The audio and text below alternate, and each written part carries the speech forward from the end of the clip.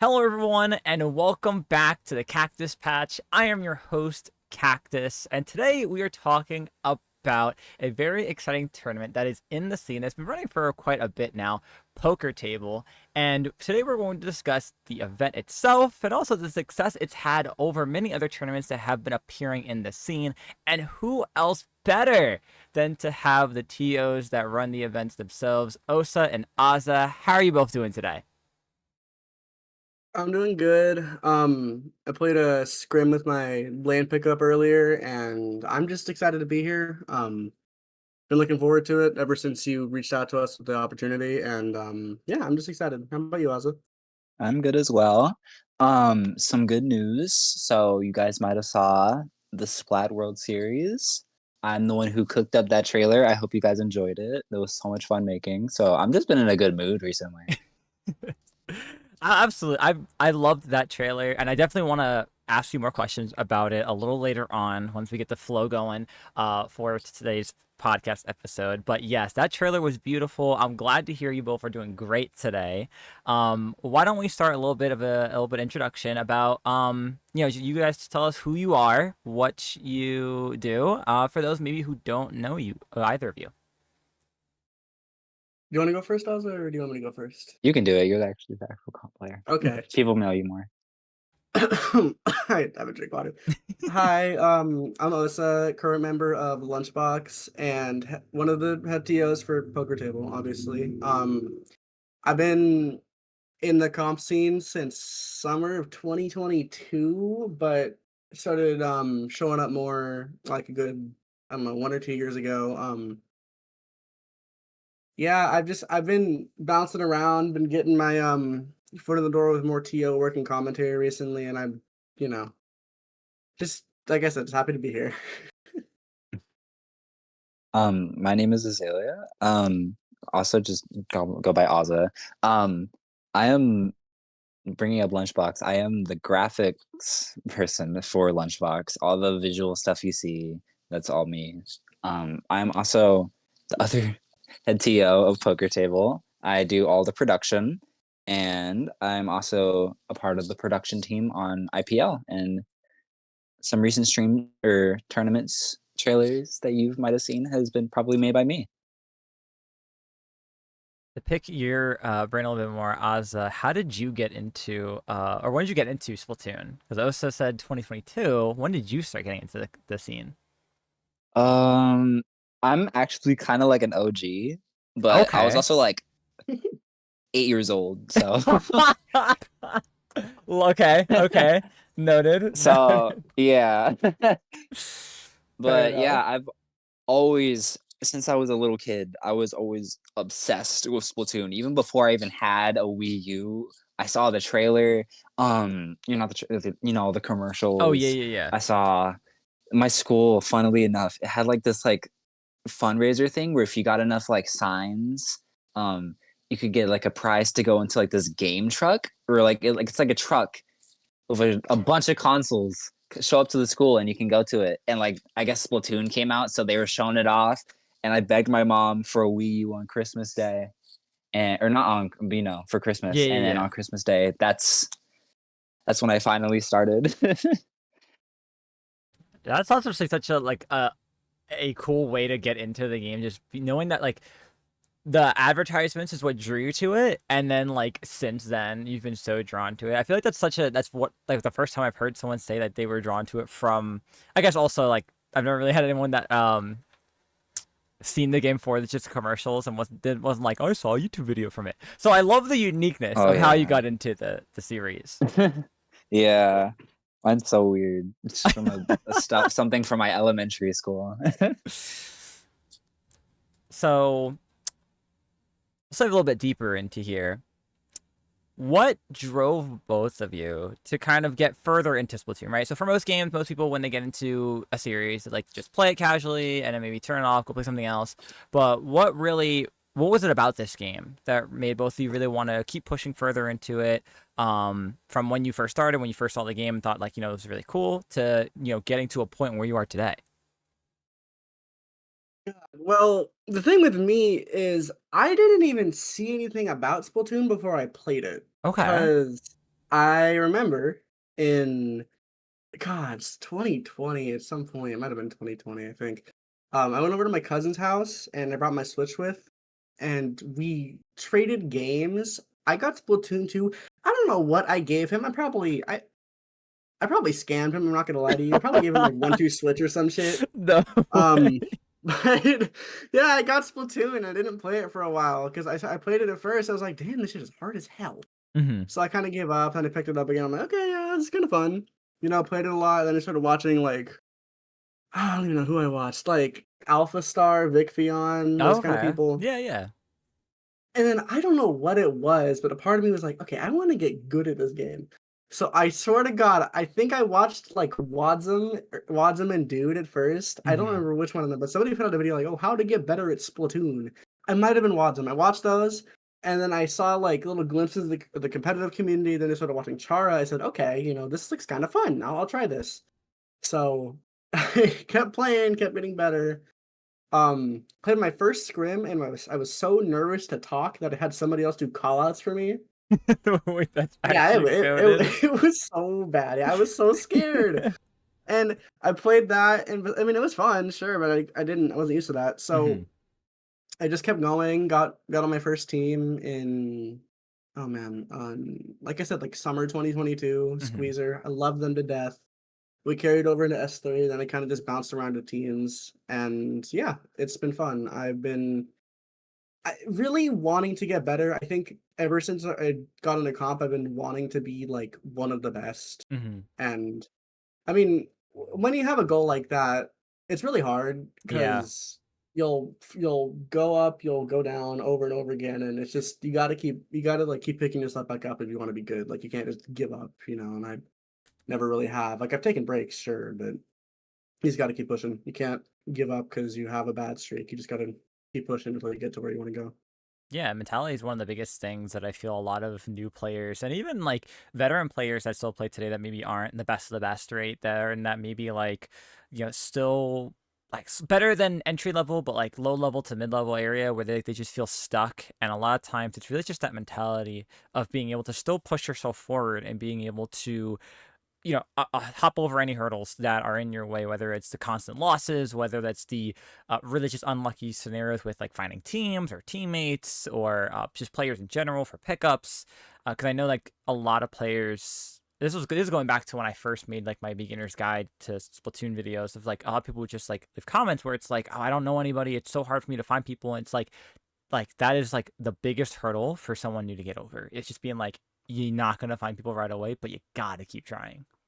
No, 100%. I see so many people like try to get into comp and then they just fall out of it immediately or fall out Hmm. of it within like 6 months because they just can't find people to play with. And it's just you just gotta reach out. You can't be scared of just reaching out like, hey, want to do a pickup. You just gotta if you want to keep going, honestly.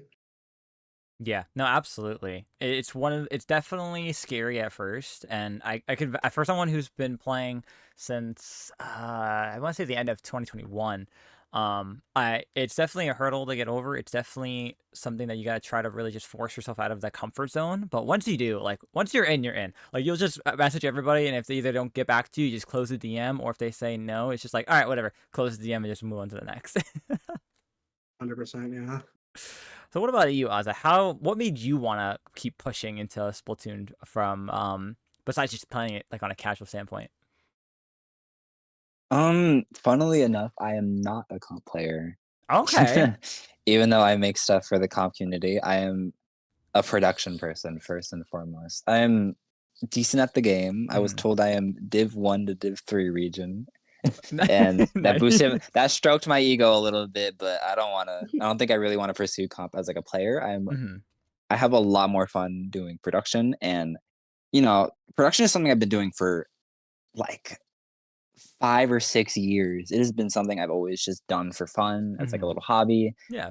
and then when poker table came around, it was like, "Oh, I can do all my everything I've just been doing for fun."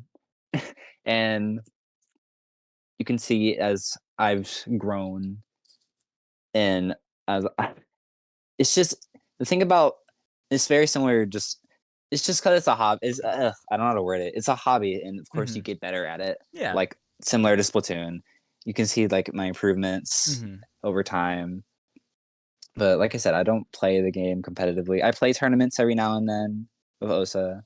You know, we're always kind of stuck together if they're not with their team. Hmm.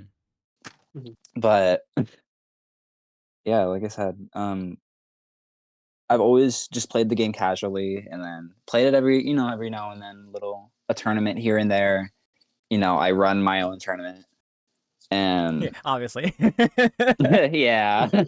But, you know, I do it just because it's fun for me. Hmm. Like, it lets me hone in on my talent. It lets me hone in on my it helps me improve, and it feels so good to like give out a product and see the reception, and it's like, oh, like my work is being appreciated in the community, Hmm. and it's it's a crazy feeling.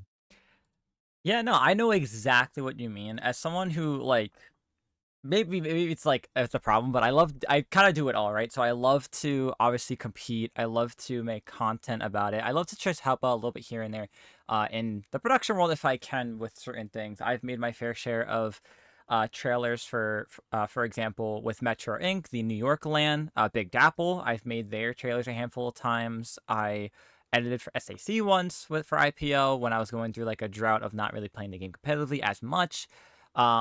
And I know exactly what you mean when it comes to like seeing your progress, especially when you're mainly self-taught, right? Without taking like classes per se, without like pushing like a profession for it.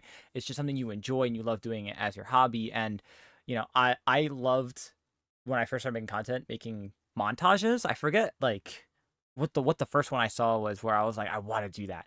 But like it's Mm, so much fun going back to my channel, scrolling back like 2 years or three up to 3 years. It's just like seeing like how far I've come from one, the programs I use, and two, just the editing styles I've learned over time, whether that be from other YouTubers, whether that just be from something you see on like TikTok or like Instagram Reels or something, where people just kind of toss out like editing tricks for you. Or like yeah. you get one of those random things in your head where you're like, I want to make this reel, but I don't know how to describe it. Let me like search it on Google or YouTube in a really weird way and hope a video pops up about how to do it. Because the amount of times Yeah. I've done that is, I'm sure if I go to my like saved videos on YouTube, there's like a handful that are like really weird techniques that to do certain things that like the average person wouldn't be thinking to add to their videos. Yeah. Thank God for TikTok. For real, that I love honestly being able to find like an edit I'm trying to do for, and it's like a 15-second tutorial. It's like, oh, this is perfect. I don't gotta skip through 5 minutes of footage of someone explaining every simple step. Yeah, just give it to me straight, dude. Yeah, I'll pause your TikTok along the way. Just give it right away, and I'll figure out the rest. Yeah. I also want to add with Ozza doing production stuff. They also do a lot of other things. Like, oh God, where do I start? The glazing begins. They do what they do. Yeah, no, yeah, I will gladly support my partner. They do music editing, like art, video production, obviously. Like for the oh God, for the Spot World series, the trailer just came out. They made the music for that trailer. They've been releasing albums like under their own name for a while. They Hmm. they make music for I don't know the last time they made music for some Roblox games, but they've made music for a lot of trailers. Like they're a very, very multi-talented person, and it's satisfying to see it pay off for them because I remember a while ago, they were a bit worried, like, oh, I'm kind of worried that this won't pay off because a lot Hmm. of they've working on so many projects before this where it's been tough or it hasn't worked out. But Yeah. I think they're finally hitting a point, or they found a community where, hey, my hard work will pay off and people want to see this. Hmm. Like with reception from they've gotten attention from so many people, and it's good to see it pay off for them, especially being their partner. I think it makes me happy that they have a community now where they can put out these really, really good products and finally get like the attention and recognition they deserve for the things they do. This is true. Yeah. No, absolutely. From as someone who's like again, I kind of relate to a lot of it just based on the content perspective, right? Because you put in so much effort, whether it's streaming, whether it's making YouTube videos, whether it's maybe honestly just sometimes making, simple posts on social media that are like to help be like informal or something. Like I know like on Twitter, a lot of times you'll see, at least back when it came to like S2, end of S2 into S3, people trying to figure things out and looking at data and stuff. You have people making those like charts and graphics. Um, the hardest part is getting over the self-doubt of like, is this really going to pay off for me in the end? But like once you realize what you're doing it for, one, yourself, and two, the enjoyment, and then everything else just kind of comes as a treat to it all. um you really start to see the progress, especially with the especially because it's minimal. Like I think when it comes to like social media, we're all so used to just the fact of like, oh, like people like start off really small and then they get like one massive like video or massive like attraction for whatever it is, and it's like, dang, like if I'm not seeing that, doesn't mean I'm doing good. But it's like the complete opposite. It's like, if anything, you're lucky to be getting the slow progression, because that means you're more likely to have a lot more people really in tune with your work consistently than it's just like a one-off of like, oh, you made something cool, all right, cool, I'm not gonna watch the rest though because like your one thing was just dope. But you get to Yeah. build up that progression, and honestly, I might have one of you send me the list of music that is being produced, because if it's anything like how that SWAT World Series trailer sounded with that music, I might need something for a montage. I'm not gonna Oh, I lie. got you. I got you. Please do, because Well, that music was incredible. I'd love to see what else you've produced, because I always struggle to find songs, um, but from like art, just artists in general, to like make something cool. But like, considering you, first of all, the fact that you made that is incredible. It's so amazing to see that you're multi-talented like that, because it's so rare to see in most communities in general, and just people overall, because usually it's like one person just really focuses on one thing, but you could do it all, which is super impressive. So yes, please do Yeah, I got you. I'll link me send the it in, playlist in or the group chat. the Yeah. account. I'd love to explore. Yes, of course. I also want to add, Ozza genuinely does make very good music. Like this isn't just like pointless like glaze. Like no, their music is genuinely very good. It is in my playlist. It is that good. I genuinely enjoy it. I'm all for I didn't that. expect this. I didn't expect this to be a glaze fest. I mean, you're good at a lot of things. Like everybody tells you this. Whenever you show somebody like sending you like, "Oh my god, this is so good. What the fuck?" Like everybody always says that, you know? Like you're at a point now where you're God, what do you want to say?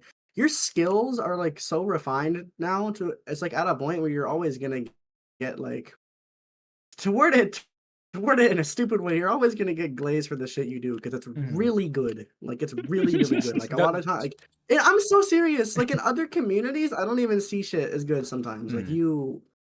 we are blessed, honest to God, to have like production this good for stuff nowadays. I agree in this community too, considering for the longest drought we've been in, where there hasn't been that much high quality stuff to see. It really was honestly the poker table in general, and again, we'll eventually get to talking about that very soon. But I just love talking about both of you to find out more about you. Um, is that like the quality of an event is finally showing that's not just like another IPL trailer for something, another Dapple trailer for something. It's like we have something that's third party and unique that we're seeing frequently, and it's like so rare and so refreshing to see that kind of stuff, especially because we don't have like the other, what was it, Ink TV that popped off for a little bit. Ink TV. Yeah, I miss Ink TVs. yeah, I think we all We're gonna do. we'll talk about we need to we have some stuff to talk about with Ink TV Mhm. later, but Okay, yeah, absolutely. I Yeah. I miss Ink Yeah. TV so much that and I don't if I'm missing something, I'm very, very sorry, but I feel like massive what's the word? There's a word when you talk really well about yourself. What is that? God, whatever You that talk is. well about yourself. No, when you're like when you compliment yourself a lot. What is that? I don't want to say narcissism, but Not to like be egotistical, but I feel like there you go. Yeah, since that's what Ink it is. There it TV, is. Yeah. I feel like Poker Table was one of if not the highest quality production like new event since Ink TV. Honestly. At least for on a consistency scale, I would say so. Like obviously you have like the rare one-offs that we had for like the land championship showdown. Oh yeah. Now of Oh yeah. course Splat World Series. But like you most stuff you don't see that's on that high quality of a production. Um for an event that is hosted, what, poker tables, what, monthly? Yeah, Yes, we're it is Yeah. monthly now, monthly. Yeah, yes. so it's very rare to see something like that's that consistent. That keeps that kind of quality the same, especially again, like I said before, in a community where, no one wants to put that effort in because they're too busy, whether it's just, playing the game or playing in tournaments or hosting tournaments now, of course, since, Sendu has made it super easy for anyone to do it, but, soon changing, from an update they created. But in general, you don't see that kind of promotion. So it's really cool to have an event out there that's not necessarily part of a large org that's just like putting out a lot of good quality trailers for their event. Mhm. I know. 100% Sometimes I agree. want to. I want to go. Oh, sorry. No, I've been just saying I agree. You can go. It's like Osa like holds me back. So sometimes I want to go back to making trailers because like it's so fun Mm-hmm. making poker table trailers. Like just seeing the final piece Yep. come together is so satisfying. But Osa has to constantly pull me back. Like we don't need anything else because I think poker table. How many like four I think trailers? at least I think we have at least three, over three. I think we have four. Yeah, Yeah, that we makes have sense. four. We have four trailers. Like, and these were made over like the span of like a few months. Mm-hmm. They're mainly because like the first one that was the introduction of everything. Yeah. The second one gave away the date, and then the first one was useless because it was like, or it wasn't that useless, but like it felt old. Yeah. You The want second to one had a freshen it date that up. didn't work. Yeah, the second one had a date that didn't work anymore. Mm-hmm. So we tried making a third one that was like, oh, it's open registration now because the very first poker table was an invitational. Mm-hmm. But then like, okay, I want to really hone in, make something final that we can just use whenever we're announcing poker table. Yeah. There's some new events for poker table that I won't really get into it right now, but Mm-hmm. that I know is gonna have its own unique trailer. Oh, okay. I like that. Honestly, I think it's cool to make a new trailer every so often, especially because like, maybe you have different ideas, maybe you have different visions, or like you said, maybe you have new additions that you're gonna bring to your event. So it's not a bad idea to go back and remake the trailer, or if you want to start from scratch. Honestly, I feel like that's as more time consuming as it is. I feel like it's the best way to do it because then you go in with a complete fresh mind. Oh yeah, we kind of did that with like the final trailer. Yeah, Hmm. that was when we really like refined the style. Of course, I don't even think we refined it because I'm still changing it as we go. It's an ever growing style because like it had this one style and now it's like a little more modernized. It's more It's professional, and then it's gonna like, oh, what do you want to add this to it, or what if we change this? It's like it's constantly evolving. Like it's getting more refined the longer we do it because we want to bring a product that's like not perfect. But we want to bring a product that's very high like production value and makes people say, "Wow, what the fuck? This is really good." Yeah. No, yeah. Like absolutely. especially with Oz's shit. Like Oz, oh my god, I talked enough about Oz's work. I'm glad it's enough, or at least for right now. It's This is what okay. happens when it's a creative person's passion project. Hmm. It just constantly evolves. Yeah. And that's always a good thing too, because you'll find like, find new things, find different ideas, um, different ways of trying to showcase what you're trying to pull off. So it's it's definitely amazing to see the different kind of transformations too. And it's also cool to watch back on too. It's like, oh, this is what we had at first. Now here's where we're at now. Like this is like Yes. looking at the things we've been able to add that are successful and just really cool overall to have. Yeah, 100% absolutely. agree. Like I said, with all the like going back on like the old trailers, it was like, ooh, but it has like its charm to it. Like Yeah, yeah. I Yeah, can go back to the moment when oh, sorry. you go. It's okay. It was like it's so funny because I can like go back on that moment when I made that trailer. Hmm. It was like I made a trailer while it was like bring your kid to work day for my mom, and I was just like at her little cubicle, just working on a Splatoon trailer. Oh no, that's the best. I think I love also it's like if there's a certain part in a video or a trailer that you make and you remember how you felt when you got that editing together just right. So when it shows, you're like, oh my gosh, I remember how happy I was when I did that, and I'm still excited now that I did that back then. Even if your skills are so much better now, it just takes you back to that moment where it's like that was at the time your peak skill set. So knowing you did something that felt like in that moment revolutionary for you is just like Yes, so yes. amazing and such a giddy feeling. Yeah, exactly. I can go to the shows and be like, "Oh, yeah, that was so perfect." Yeah, it's fun running poker table as, the person doing production because it's my like I said, it's my passion project. I'm Yeah. always pushing or, like, putting in what I've learned into it and letting it grow, while still retaining its original style, like, its Mhm. original concept. Yeah, and I honestly, I think I give you props for being able to stay consistent with the the overall topic of it and just its uniqueness for what it tries to bring across. Because I feel like a lot of times when you're making something new over and over again, at some point you run to a point where you're like evolving it in a sense from what the original meaning is, and you change things without even realizing it until you go back and then you watch it and it's like, oh, like why did I change like this much about it? But it's really good to Oh, see that you've yeah. been able to stay like consistency with it, consistent. Yeah, I'm gonna if also let me just make constant trailers, poker chip's gonna, like, turn out purple next time instead of red. It'd be just like a test for like shifting alternate colors, like a glitch or something, and the next thing you know, it's like, oh, well, now the whole thing's purple. Yep. Welcome to Purple Table. Purple Table. That's gonna be our April Fool's rendition of poker table, purple table. This is a joke, by And the way. I'm not doing that. That's too much work. No, I was also gonna say, please don't do that. too much trouble I to don't do it want to do all. Purple Table. Oh yeah. Yeah. So one of the questions I did have on here, and this was out of curiosity, I know I did kind of throw the mention of it of like the Spotlight Championship, but have either of you ever been to lands, whether that be a major, like maybe like a RIP LTC, or like Riptide, or locals that might be in your area? Oh boy, I have a great answer for you.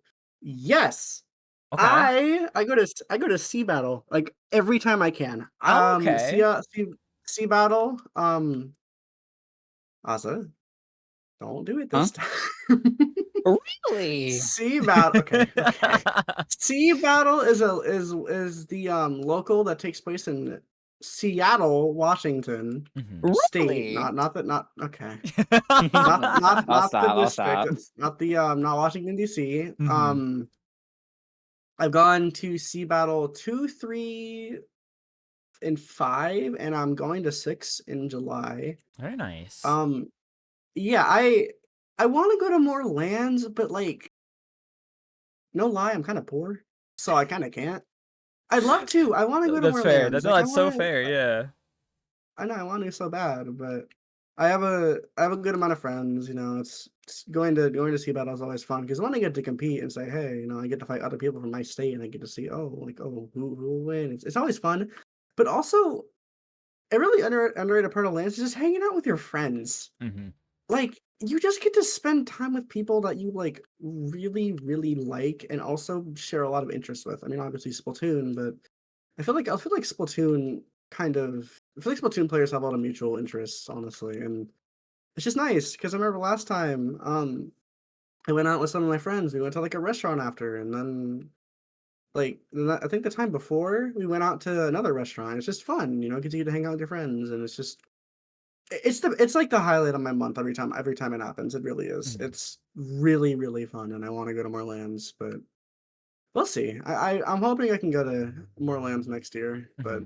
we'll have to see for sure. Yeah, you never know what the future holds, and like I 100% agree with you as someone who's been to probably more lands than they should have as for a regular person.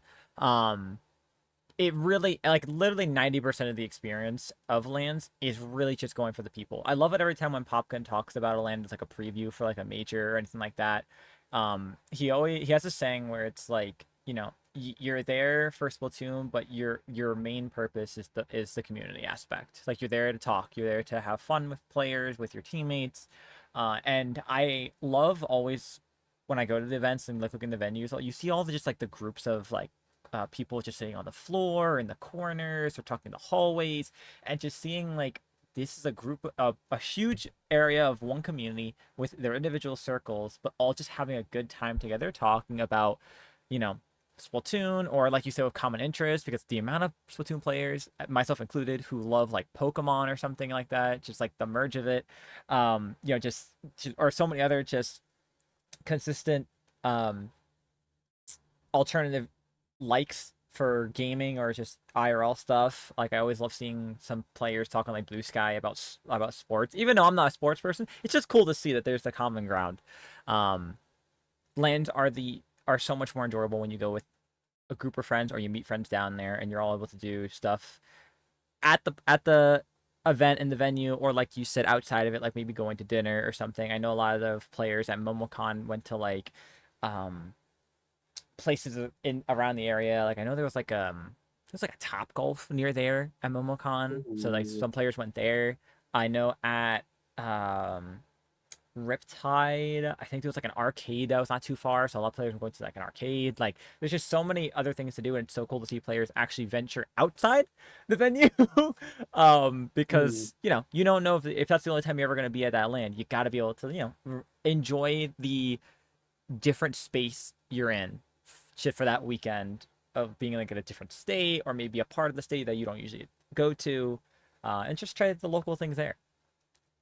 Oh yeah, for sure. Because Seattle is really out of the way for me. Like being in Seattle and me living like like a 2 hour drive from Seattle. It's like, oh man, that is. Hmm. It's a far drive, but it's 100% worth it. Even though I get back home at like 2 a.m., it's still worth it, honestly. Yeah. Because we I don't take the ferry across. If anybody knows, doesn't know, the ferry is like a big boat that holds a bunch of cars and it travels across the water in Washington to take you to like Seattle or like Bremerton or whatever. Um, I don't take the ferry because it's expensive with a car, Hmm. and so the drive is also just really fun because I get to go to a bunch of like places I never really visit that much. I get to see the sights. I get to go out and just hang out, and it's just fun. It's like a whole you make a whole day out of it, honestly. It's super fun, and like I said, I love to go to more lands. I gotta figure out what I financially if I can. Yeah, no, that's absolutely right. I feel that whenever I go to like Big Apple, because I don't live in New York, so I gotta take like I personally take the public transit because God forbid I ever chose to, end my life and end everything by driving in New York traffic. Oh, New York driving is a nightmare. Don't recommend it, but you know, if I ever decide that I would do that, it wouldn't go well. But I take public transit, so I take a train, I take a subway, um, and it really is making a whole day out of it because like just the traveling aspect is also cool because sometimes you see things on the way, and then the tiring part's always having to travel back tired, but oh knowing that yeah, you spend a full day around people you enjoy being around and just overall an event, um, for something that you care a lot about is really cool. 100%. Yeah. So, what about you, Ozza? Ever been to any lands or locals or anything of the nature? I have such a boring answer for you. I have not. That's okay. um, It's okay. Polar I opposites are am fine. kind of trying to see if I can go to Sunset Surge, Okay. also in July. Um, Only thing is like I don't know this experience before. I don't know how to, and it's like I'm not Osa Samosas, the bucket player, like the +3 bucket player. I'm just some random dude who makes trailers. Well, I wouldn't call you a random dude. You're on a fucking podcast, bro. You got glazed by like the entire community for how good your stuff is. People know who you are. Trust me. But Yeah, I'm not gonna argue with that. I was about to say you've definitely put in the work, and it's definitely paying off with the progress that you've been making. One, of course, with Poker Table and the event, but also with the production and just overall the skills that you have for anything in production. Um, as we saw, of course, today with the Splat World Series trailer. So your efforts, the recognition for your efforts is finally shining through and paying off for you. Yeah. It's just like I'm not like I said, I'm not a comp player, so I don't know if he would. I'm sure. I don't know. It's just I haven't done it before. Mhm. It's gonna be like a a barrier for me. I am not that like socially. What's the word I'm looking for?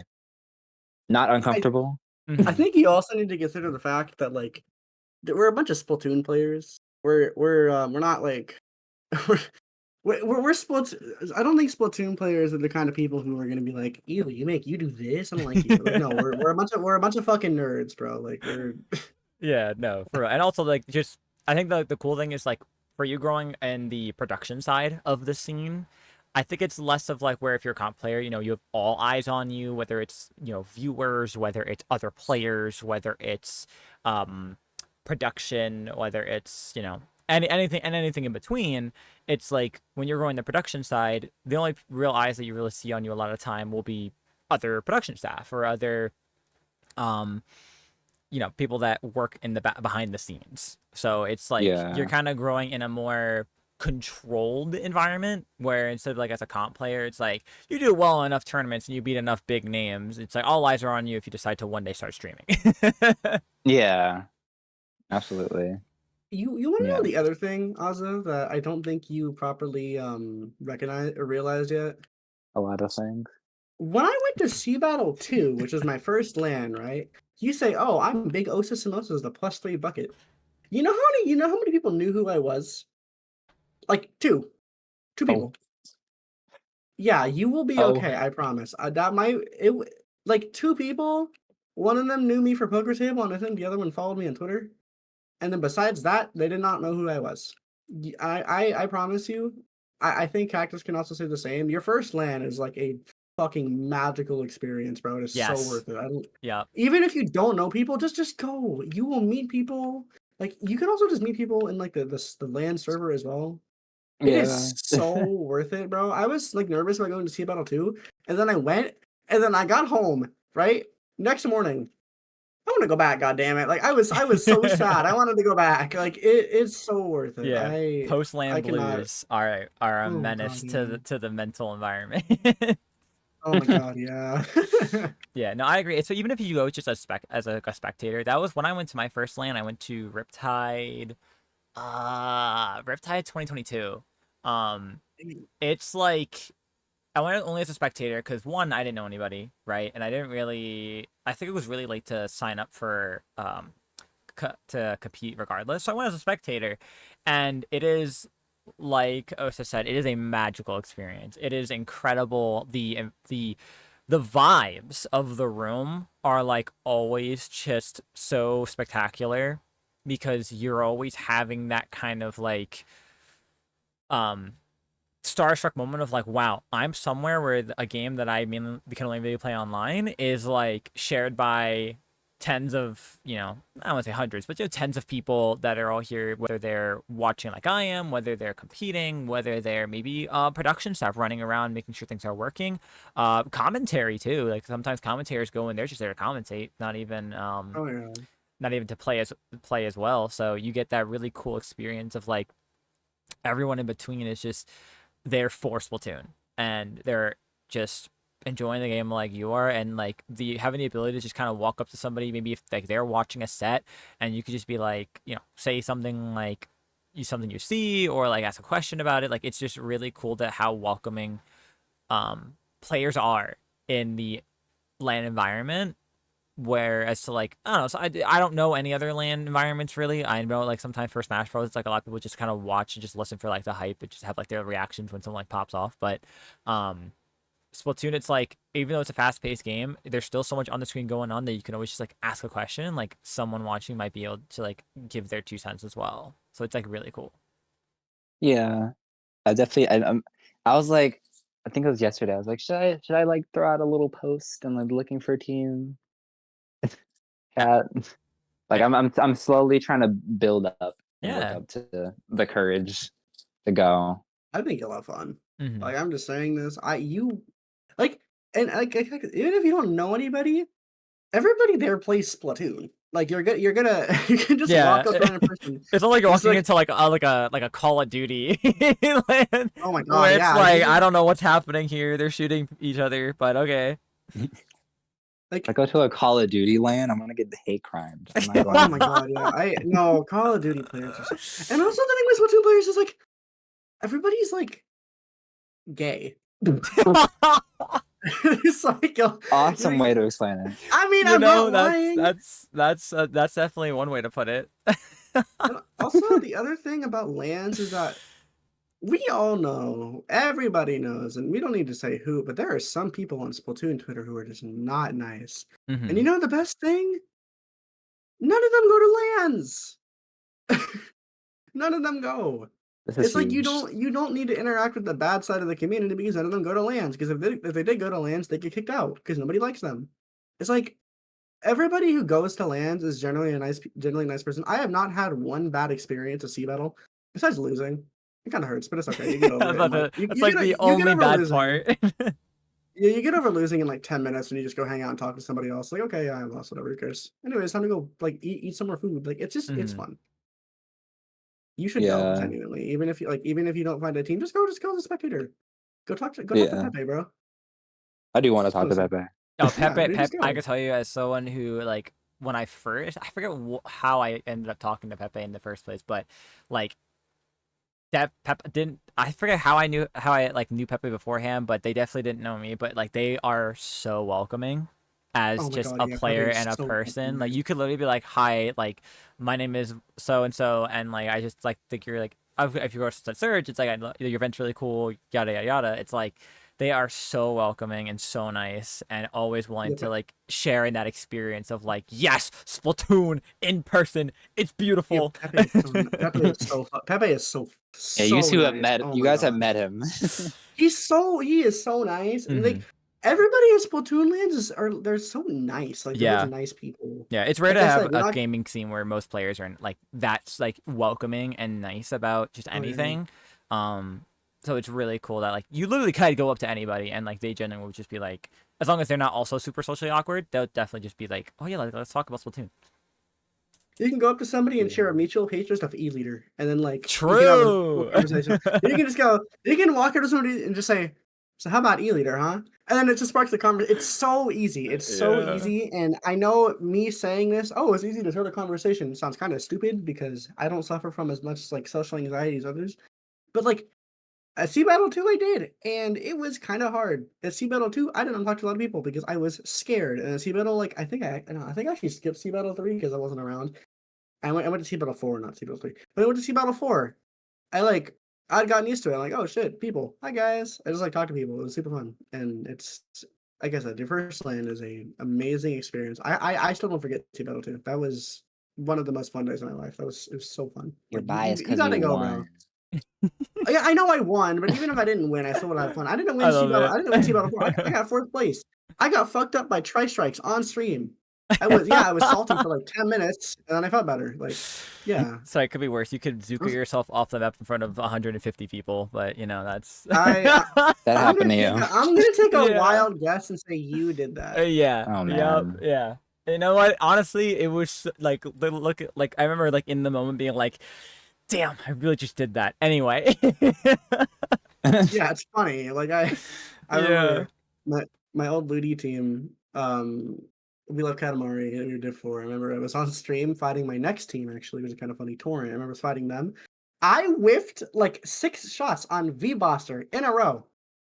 And it was so fucking embarrassing at the time. And then I look back now, and it is so funny. Like I remember Stormy saying, "Osa, Osa, what the fuck?" And I kept missing, and then I died. It was so funny. It was actually Oh so my fucking funny. god. But even if you fuck up and lands, it's still fun. You feel better about it within like 10 minutes of just talking to people. It is 100% worth going. I cannot talk enough. Like speaking of positivity about lands, it's Hmm. 100% worth going. Even if you're worried about like, oh, I don't know anybody, just go. Yeah. I'm so serious, just go. It is 100% worth it. Hmm. So I do want to ask, like we kind of glazed over it earlier, but what are both of yours favorite weapons you like to play, or if you don't play as often, loved playing in general? Okay. I think everybody who knows me knows this. I love Bucket. I love Vslasher. I have I recently hit 3,000 wins on Vslasher like the other day. Oh, And nice. I think yeah, I have in total like 3,600 wins on V Bucket across like Order Slasher, Vslasher. But before that, if you are a real friend of mine and you knew me back before I was like in +3, you will know I was the biggest V Machine supporter ever. I love V Machine so much. Oh my god, that is one of my favorite weapons ever. Like Until even they nerfed post it. nerf, that thing is so fun. Hmm? Said until it got nerfed into the ground. No, I dropped it for a little bit and then picked it up again. I still play V Machine. I want to play V Machine so bad, but it's too slow. I still love playing V Machine. It's like the weapon for me. You know how if you're like playing bad on your main, like, okay, I have this weapon I know I can go and like I'll do okay on. That's You V play Machine for Machine me. for like years, so like even if like you haven't played it in a long time, you just play it and like drop like 20 bombs, yeah. 25 Yeah, plus. Yeah. yeah. Even, like, and that's on V Machine. I hate Neo Machine. V Machine, I drop like 20 easily. Neo Machine, I go like 10 and 9. V Machine though, like 25 and 8 consistently. It's crazy. The kit pays homage for real. Oh my god, yeah. Yeah. Oh man, I'm gonna get Go blamed for ahead. this. Go ahead, Azza. I know you told me about this before. You said the exact same thing. I'm gonna get flamed for this. Go ahead. You got it. I'm gonna be crucified. I am a Nautilus player. I am a Nautilus defender. As And a it as is a so as a funny as because a frontline shooter, I don't like you. exactly, Me exactly. either.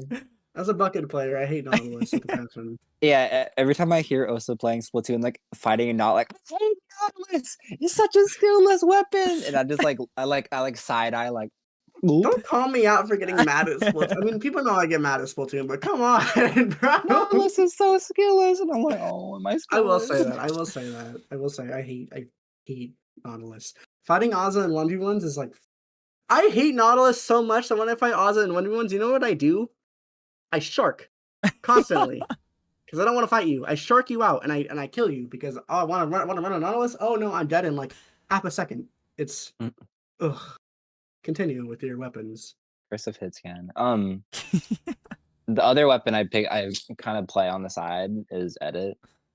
I've I'm like kind of inconsistent with it because the thing with like Splatlings is that they have just such different varying shot velocities. I'm babied because Nautilus has like borderline hit scan Mhm. shot velocity, and then like edit has like normal velocity, and you have to like kind of aim ahead, and that is such a hassle. But sometimes I can just have it like instinctively, and then I go crazy on not edit. I definitely just like I play edit like if we need cooler and Yeah. such. I You used to be should. good at like NZAP just randomly. I just picked it up. I made like a build for it, and then I just picked it up and I started going crazy, and then I Oh, dropped it. yeah, I don't man. know I don't know how to play that weapon anymore. Yeah, I remember you picked up NZAP. I don't even know why you picked up NZAP, but you like randomly picked it up for like a month and you were so good. I was like, what the fuck? Like internally, I was like, are they gonna get better than me? Like I was thinking that. Like you were actually There's no genuinely way, very bro. good at I'm so serious. I didn't tell you. But I was thinking, oh, what the fuck? Why are they so good at NZAP? The Zap I'm picking surpass. Like I'm I used picking to up play NZAP NZAP. I again. was like, what the fuck?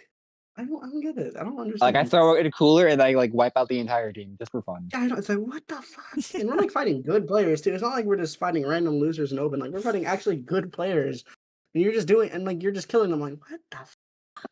Yeah, I don't I know what feel, took over me, and then I just lost it. you should probably mention why you have such good tracking. Oh yes, I'm Oh. also gonna get flamed for this. I used to be a leader player. Since S1, Yep, that'll leader do it. player. That'll do it. So my aim has always been like pretty good. It's getting like scarily better. Mhm. If Osa can vouch, it is. I like send Yeah, clips to them, and then sometimes I just like straight up start lasering people. Yeah, I remember this one clip you posted. I remember you shit on Leafy in open one time. I was like, what the fuck? Oh I'm so yeah, I remember serious. that. You did. You were like, what were you playing? You were playing like Nod or Edit, right? I I was playing think. Edit. Yes, I was playing Yeah, I Edit. remember. Like Leafy like jumped on you and then you back up and just instantly like insta kill. Like, what the fuck? I don't even think it was that. I think I remember he was on sword and he I like think. ran at me. I think is Leafy a she or I forget. I thought they went by he him though. I don't. I don't. I have no idea. I'm gonna just say them just to be safe. But Yeah, that makes sense. they ran at me and then I like started like going in like squid form, like going around them, and then I just like killed them. I was like, oh, I just like killed the world champion. Yeah, I don't know that they are getting like scarily good to the point where like I'm thinking internally, I'm like, why are they getting better faster than me? What the fuck? Like, sure, I've I'm done my fair share of coaching for you, but like, damn, dude. dude, I'm so serious. To anybody who wants to learn how to get better, who's been in my scenario, like my situation where you're just a casual player playing for fun, play. This is such a privileged thing to say, but like play with good people and you will get good. Mhm. I don't know why. Play open with comp players because a lot of time they're just gonna say, "Oh, I should position here. I should do this, or this is a good thing." Like this is what I did with Azza. Like when half the time we're playing, I'll talk about, "Oh, I should go sit here. I should do this, or this guy's gonna do this." And like half the time it works. So you just know. I think you just gain knowledge from. I think that's also a reason that people who play with like top level players for some reason in tournaments, I'm not naming who, but you know who some people. Whenever they do that, they just randomly get good because you're just getting shit from top level players. Like I don't know. You you, just learn from them like Yeah, yeah. instinctively, and you get yeah. crazy good It's like fat. Like that's like the subconscious learning that just being in that environment just like makes you better. Mhm. Oh my god, yeah, for sure. oh, so do you remember the first time like when we forgot what level they were in, but they were like really good people, and I was in a lobby and I actually like kept up with the game, and I you have were no so proud of idea. me. I remember it was like I think it was like the Barnacle. You were like so happy. I was like, wait, what? I don't remember because there's been too many times actually where you've done good around good players, and I'm like, oh shit, okay. I don't know. You're getting a lot better really fast, and it's kind of scaring me, like Loki. I I will, don't understand. I I mean, will I be understand surpassing you why. now. No, please don't do this to me. I'm gonna. Mm-mm. Oh my god, yeah, no, you're getting really good. It's kind of crazy. Speaking of Probably getting original. good at, Oh yeah. I was gonna say, speaking of Oh getting good at sorry. things, how did you guys get into TOing to get to the point where you are now? Oh man, well, that question involves the formation of poker table, which I think is that a question that we have? Yeah, you have written down like how asking a poker table was like Yeah, so it's created. okay. It's okay if we like bounce around the questions here.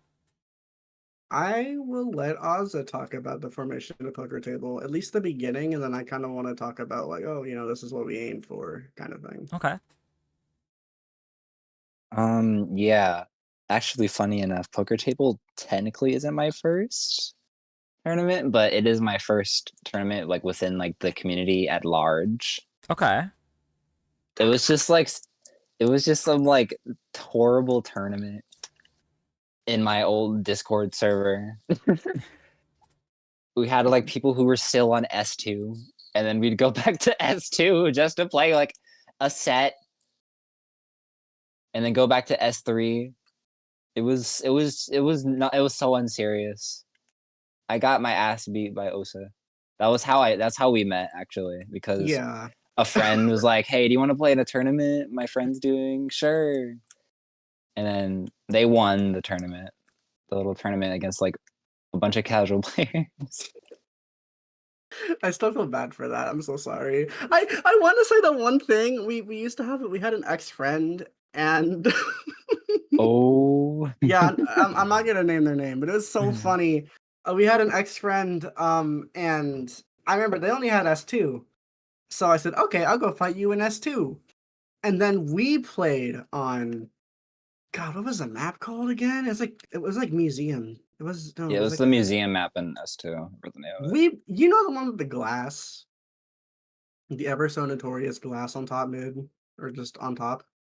We Yeah, map. played that. We played turf war for kills. I went 7-0 within 3 minutes, and they did not touch me once. And they got so unbelievably mad at me. It was so funny. Like, they said the most insane shit because I beat them in a 1v1. It was so funny. But yeah, that entire tournament, it's kind of funny. Yeah, We Schellendorf. Someone said it in chat. Schellendorf. Schellendorf versus yeah. Oh That's my how we met. gosh. We met through a Splatoon tournament, and now we're known for the two of us together are known for running our own tournament. Like at a, I don't want to say. I mean, it's a way bigger scale, obviously, but it went from hosting like an in-server tournament to hosting one of the most, liked tournaments in the scene right now. I was like probably one of the most popular gimmick tournaments. Oh yeah, Yeah. I don't want to. I I would don't want to. You can say it. I think we're thinking the same thing. Yeah, I'd give that title to Party Wheel. Party Wheel had it first. Oh Oh, yes, we Schmeeb's fucking love party Party Wheel. wheel. We love Party Wheel so much. We Yeah, we TO did for Weird. TO Party for Wheel, them. actually. Yeah. Yeah. Poker table. Sorry, I got off topic. Go ahead. It's okay. It's okay. So yeah, so the creation of Poker Table. So went from in-house or in Discord server tournaments to the creation of Poker Table. Yes. Oh man. I honestly, it's time to glaze Osa here. It's enough about me. Let's talk about how goated Osa was in the creation of Poker Table, because without them, this honestly wouldn't have been anywhere near good. Like, my production aside, it's honestly reliant also on the community and just how many people were, helping us like when we were making it. We had people help with like the maps, we had people help with the trailers, and that was all Osa's, connections to the community as a comp player. And I would not have been able to do any of that without them. Um, just like it was just an idea. I can go into like the whole beginning of Poker Table. Mm-hmm. I can get into like the question. So funny enough, Poker Table started as like a team idea I had, Okay. and it was because I was on Pinterest and I started looking at like all the Tony Kensa art from like S2, like the red eyes, Yeah, yeah, black and yeah. white. And I was like, I want a team that kind of has that look. And another thing that kind of inspired me, and coming back on Leafy, it was very inspired off of Jackpot. Mm-hmm. It was kind of inspired, like the casino themed. Yeah. I wanted the team tag to be like the card symbols, but then I remembered you can't put like any of them in your name. Oh yeah, yeah, So that idea kind of fell flat. It's just because I love the 777. Like, I love teams with good like recognizable like tags. It's like such a subtle thing, but I love that part of branding with I wonder if teams. that's melted into Lunchbox. I wonder. Mm, Yeah, yeah, well, I mean, yeah. we couldn't find Go ahead. hmm? We couldn't find anything like creative, but it's still recognizable. LX is still pretty recognizable in its own way. Mhm. But back to what I was saying, it was originally like just like it was just a team idea I had, and it was originally named Poker Face. And Okay. then I shelved the idea because I was like, oh, the team tag's not gonna work. It's whatever. And I don't know if I want to get in the comp scene, so I just shelved it. And I don't know how exactly we got here, but this was during Zuka meta. Okay. Oh, Yeah, like Everybody the nice. start running. of like everyone running like double Zuka. Yes. Can I take over for when you talk about Yeah. you can go until we get there. But like everybody, we're going in open and everybody's playing like double Zuka, triple Zuka, pencil. Yeah. Oh, this was also during like crack and cheese. It was just Oh, the this is game like felt the like worst. Yeah, the The worst worst era. meta, bro. When everybody fucking hated playing the game. Yeah. No one enjoyed that. like in the original poker table trailer, we have a part where it was like, "Are you tired of people cracking in your base during Clan Blitz?" Oh my god, yeah, we leave that too because that's incredible. That got part of our fixed, trailer got yeah. deleted because the Kraken cheese got fixed. Yeah. We still have that somewhere. It's still, Thank I don't know where it is. God. I don't know. I think I would have cried if I had to deal with that still. Oh But man, but we yeah. I can take over from here if you want. All right. Yeah. Yeah. We'd been doing that. We've been playing and we said, okay, this is kind of fucking boring, Yeah, right? yeah. This kind of sucks. And then I remember specifically seeing everybody in Twitter complain, "Oh, I fucking hate this game. I hate Zuko Man. I hate Crack and Cheese." We said, "Okay, hold on. Crazy idea, right? Mhm. What if we make a tournament where the Zuko, like all the really popular meta weapons are banned, the Kraken weapons are banned, and we try to like stray away from the meta in general." And we said, "Okay, we can work with this." So we banned. Oh my god, what was our original fucking ban list? I mean, it's still like Zuka. No, I mean a lot of the popular Zuka weapons like Shot, Squeezer, those ones are banned. We still have 52 banned. We banned 52. Mhm. We had the Kraken weapons banned at one point. But we said, okay, we see people complaining, and we're like, okay, what if we make something fun? Yeah. So then we came up with that, and then we decided, wait a minute, if we just ban the if we just ban those weapons, there's very obvious second up weapons that you can play. Mhm. It's like, okay, why don't we just like fuck around a little bit? Why don't we just like make it so that you can just play whatever?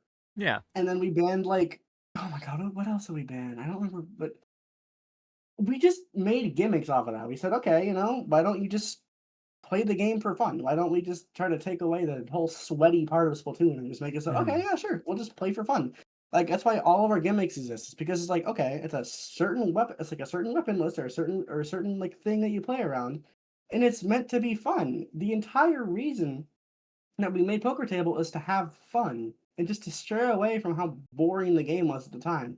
And sure, the game's gotten less boring now, but we still want to create a fun environment where you can play the game and say, "Hey, this is really fucking fun. I love not having to deal with an annoying 52 all game." It's just we just wanted to make a product that people enjoyed, and I'd honest to God say we did really well given where we are now. Yeah. Mhm. Yeah. Yeah, no, We get definitely. feed oh, sorry. No, you go, you We go, you get, go. like, feedback. We got feedback from somebody who was like, "This." Fox. Yeah, Fox. It was during the Among Us gimmick, and they said, "This is the most fun I've ever had playing Splatoon." And that, like, warmed my heart so much. I was like, "We won! Like, we did it. We did it. People are enjoying it. People are having fun." Mhm. And it's just like I said, that like Osa said, that's always been our main goal. Just, you know, let's do something off meta. Let's do something new. Let's do something unique. Let's do something fun. And that's why we have what like gimmicks where you have to swap teammates and then you like sabotage each other. And Yeah. then like, you you can only use mini, like, mini splatling. Just like Wait, simple we had to dumb down the rules a lot, but oh really yeah, for sure. simple but easy and just at the end of the day, fun experience that you don't get other than like maybe like a fun maybe if you like put in the effort. Yeah. I also want to add with the creation of Poker Table, two of our biggest inspirations tournament wise was Party Wheel, and we said it before. I think we said it before. Ink TV Resurgence League. Holy Yes. shit. Yeah. That was, Yeah. I swear to God, one of, I mean, Ozza said like the whole jackpot theming, but I swear to God, Ink TV was like one of, if not the biggest, like inspiration for Poker Table. Just Like, with the sheer fucking production value that had. do you guys remember like the trailers with like like the reds popping out? That was exactly what Oh, Yes. that's yeah, exactly why yeah. poker table looks the way that it does. That's 'Cause I dope. remember Osa showed that to me. I was like, I want to do something like that. That is so cool, and like it made me so sad knowing because I came in the I came into the comp community late. I didn't know that Ink TV was just dead. I was like, Yeah, I want to yeah. bring that back because that is such a cool like aesthetic, and that works really. Actually, Oh, so do you know, was my idea with the red eyes I think that came first, and I saw Ink TV. I was like, Yeah, no, that came I first. I wanna remember that was I something wanna that you hone in had on that. when Hmm. yeah, the red eyes was something that you had when oh yeah, it wasn't the red eyes was something you had when Poker Face was still a thing. That Yeah. was before MTV was starting to see. And then yeah, I But saw that and I was like, I wanna I think that's what made me was like, okay, this unnamed gimmick tournament, let's call it Poker Face, but Poker Face sounds like a team name, so let's Hmm. call it Poker Table. And then boom. Poker table was born. Yeah. Poker Table, it's like our child because Hmm. before we were dating, we were like best friends for a really long time, and that Poker Table came about when we were best friends, and Hmm. it's literally our child. That's why we always say it's our tournament. It's not my tournament. It's not Oz's tournament. It's our tournament Yeah. because it's always been one half production, one half game. Like Hmm. I manage I manage the bracket side. I manage the game side. I do that. Ozza does the production. I do the game side. It's like half and half. Like without one part, it doesn't run. Like I remember there was a time where I wasn't there to run poker table, like there to help run poker table, and it didn't work because we need the two of us to make it work properly. It's a two-person thing, Yeah. and no matter what, if we had like less staff, if we had a lot of staff, it's always been me and Ozza will always be there. It's it sounds stupid as fuck, but poker table is literally our child. Mhm. No, I think Just that to put makes it that way. sense because like you both are pretty much like a pair when it comes to running this event because you both take care of very key aspects of an event that most TOs for like newer events or um actually yeah, just newer events in general where they hone in on only one thing, right? And that's just the Mhm. like event standpoint. They just want to make a bracket, they want to run the event, maybe help desk if they really decide to make a whole server for it, but most of these newer events don't even have a server. They just run their event off of Sundew. But the only thing they really put effort in is maybe paying for a Sundew badge, right? But what you both do so differently is you have a lot of great production behind pretty much every step of the way, whether it's the trailers, whether it's the streams, whether it's the uh, what's it called? The visuals for the streams, right? There's consistency when it comes to this poker table as a whole, and if one of you aren't there, it almost, I won't say it falls apart, but it feels like a piece is missing. And Mhm. that's why it's like really cool to see that you have a really nice partnership in running this event because you know that one side will be covered by the other person and you don't have to worry about like, oh my gosh, like is this gonna be good or is this gonna be settled? Like you both know what each other can do and you let each other rock with it and like communicate if you have to. But overall, um like you both need to be there to help it run not just successfully but to the best it can be. Mhm. God, I Yeah, cannot tell definitely. you if Ozza wasn't there to manage the other half, I think I'd fucking implode. That's fair. Yeah. I just leave poker table one day. You have fun. No, I Here's all the cannot. assets. You can figure out how to do it yourself. Yeah, Goodbye. no, because I don't know how that shit works. Because Ozza does all the assets and shit, and I'm like, how do I make a line on Ibis Paint again? Because here's the funny thing. They made all of our graphics using fucking Ibis Paint on their phone. That's No pretty lie. baller, I ain't gonna lie, that's pretty tough. Yeah, no lie. They Oh, didn't I have I that's have a that's low key a crazy Ozza fun flex. fact. they did not use any like special tools. They didn't use any like expensive programs. No. Ibis Paint and fucking Video Star. Ibis That's Paint, Video Star, and a Dream, might I oh yeah. add. And a Dream. And a dream. Oh, I love that. And like 5 years of experience. That too, Yeah. but that's I think it's funnier to say Ibis Paint Video Star because yeah, that's what it is. That's what like a lot of Ozza shit is. Like Mhm. they're Y- so fucking experienced with Ibis Paint. Like I got it a while ago and I had to ask, how do I make a circle again? It's like, okay, and open up the ruler. and then they just effortlessly because like they're also like an artist, right? They just effortlessly like make a sketch in like 2 minutes, and then I'm still here trying to figure out how to draw a circle. I don't know. I don't know. They have some fucking magic they use. It does not make sense to me at all. Yeah. And the power of Oh, like I an said, editor in a dream, it's incredible. it is. And oh man, I got a big fun fact. So, poker table, Splat World Series, SAC 910, the new Super Jump trailer that came out. Mhm. Those are all made on a phone as well. And Party That's Wheel as well. Party Wheel crazy. too. And Party Wheel, yes, Party Yeah, Wheel's trailer too. every single trailer they've made on their iPhone 15.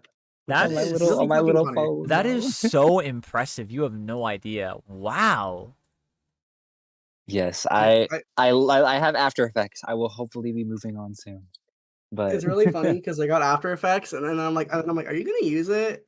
Yeah, maybe. And then they put out the fucking fucking Spot World Series championship thing on their phone. I'm like, oh, why the fuck do you get After Effects if you're gonna do it on Video Star?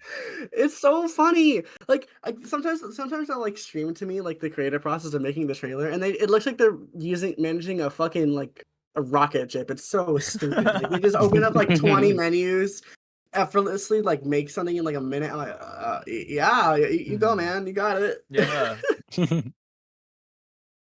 yeah, like I said, I'm way too experienced with this silly little phone and its capabilities.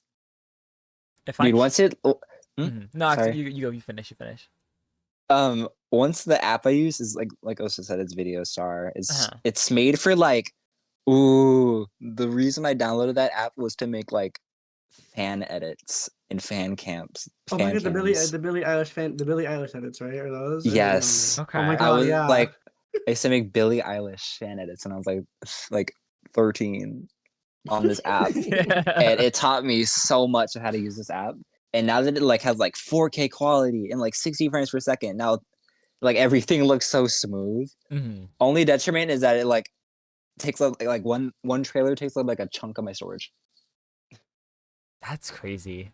I mean, it makes sense depending on how much you're putting into it, but that's honestly just I did not expect you to say that you used your phone for all of these trailers. Like I was expecting like maybe like a laptop or like an iPad. I know is pretty popular for people because it's just like the bigger screen.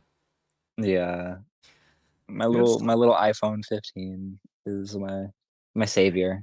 it's so funny. Like I'll be like showing people, like I'm be showing some IRLs the trailer. I if I want to show anything, if I want to show anybody, I'll just I always default to the current poker table trailer. And then I'm like, oh yeah, they made it on their phone. I swear to God, everybody's Matt. reaction is the exact same. They're like, huh? What? Yeah. It's so funny. It's so funny. I don't know how they do it. Like, you gotta have some fucking sixth sense to do that kind of thing. I don't understand. Yeah, you just have a really just deep understanding about what you're trying to edit and like all like you literally use every tool. Do you actually let me ask this: do you have like do you pay for like do you pay for any of these apps or anything, or they're all free? Ibis Paint is like it's free, like it's free to use, Yeah, and yeah, like yeah. But you can like pay for like more tools and everything. yeah, I just did it because I'm an artist and it'd be Yeah. nice to not have like ads on my screen. Smart. No, yeah, makes sense to me. The thing with Video Star is like there's like effects that you have to buy, but they're like $1. Oh, that's not terrible. Yeah, that's not bad at all. So like I just buy all the stuff that I need. I usually it's just because I had it before because Yeah. I've been using this for years. So for the most part, it's pretty much free. So I'm not buying anything else other than Yeah. like my Ibis Paint subscription. Yeah, you're not spending like hundreds of fucking dollars on like professional software. Just, I'm Mhm. using my little phone. Yeah. Yeah. Is it like a problem when you have to like because like some of the footage used for like let's dissect poker tables like trailers a little bit here, right? A lot of the like footage is like that kind of like movable camera POV perspective of like certain games and matches. So is it ever a problem when you have to like take the file from wherever it's from and put it on your phone for the apps? Oh yeah. I it's because shout out to spleef_SBL. I said dot, but there isn't a dot. So spleef_SBL. He's He's so our good. streamer, Mhm. but he also um he's the one who compiled all the clips seen in the original poker table trailer. Or not the Okay. original, but But just the you know, the trailers one in you see general. now. Yeah. So like you'll have like an Oh, idea, and then you'll have like I guess probably like say like I need this kind of like clip made, and it's we like would okay, so like now you just gotta transport to your phone without taking too much storage.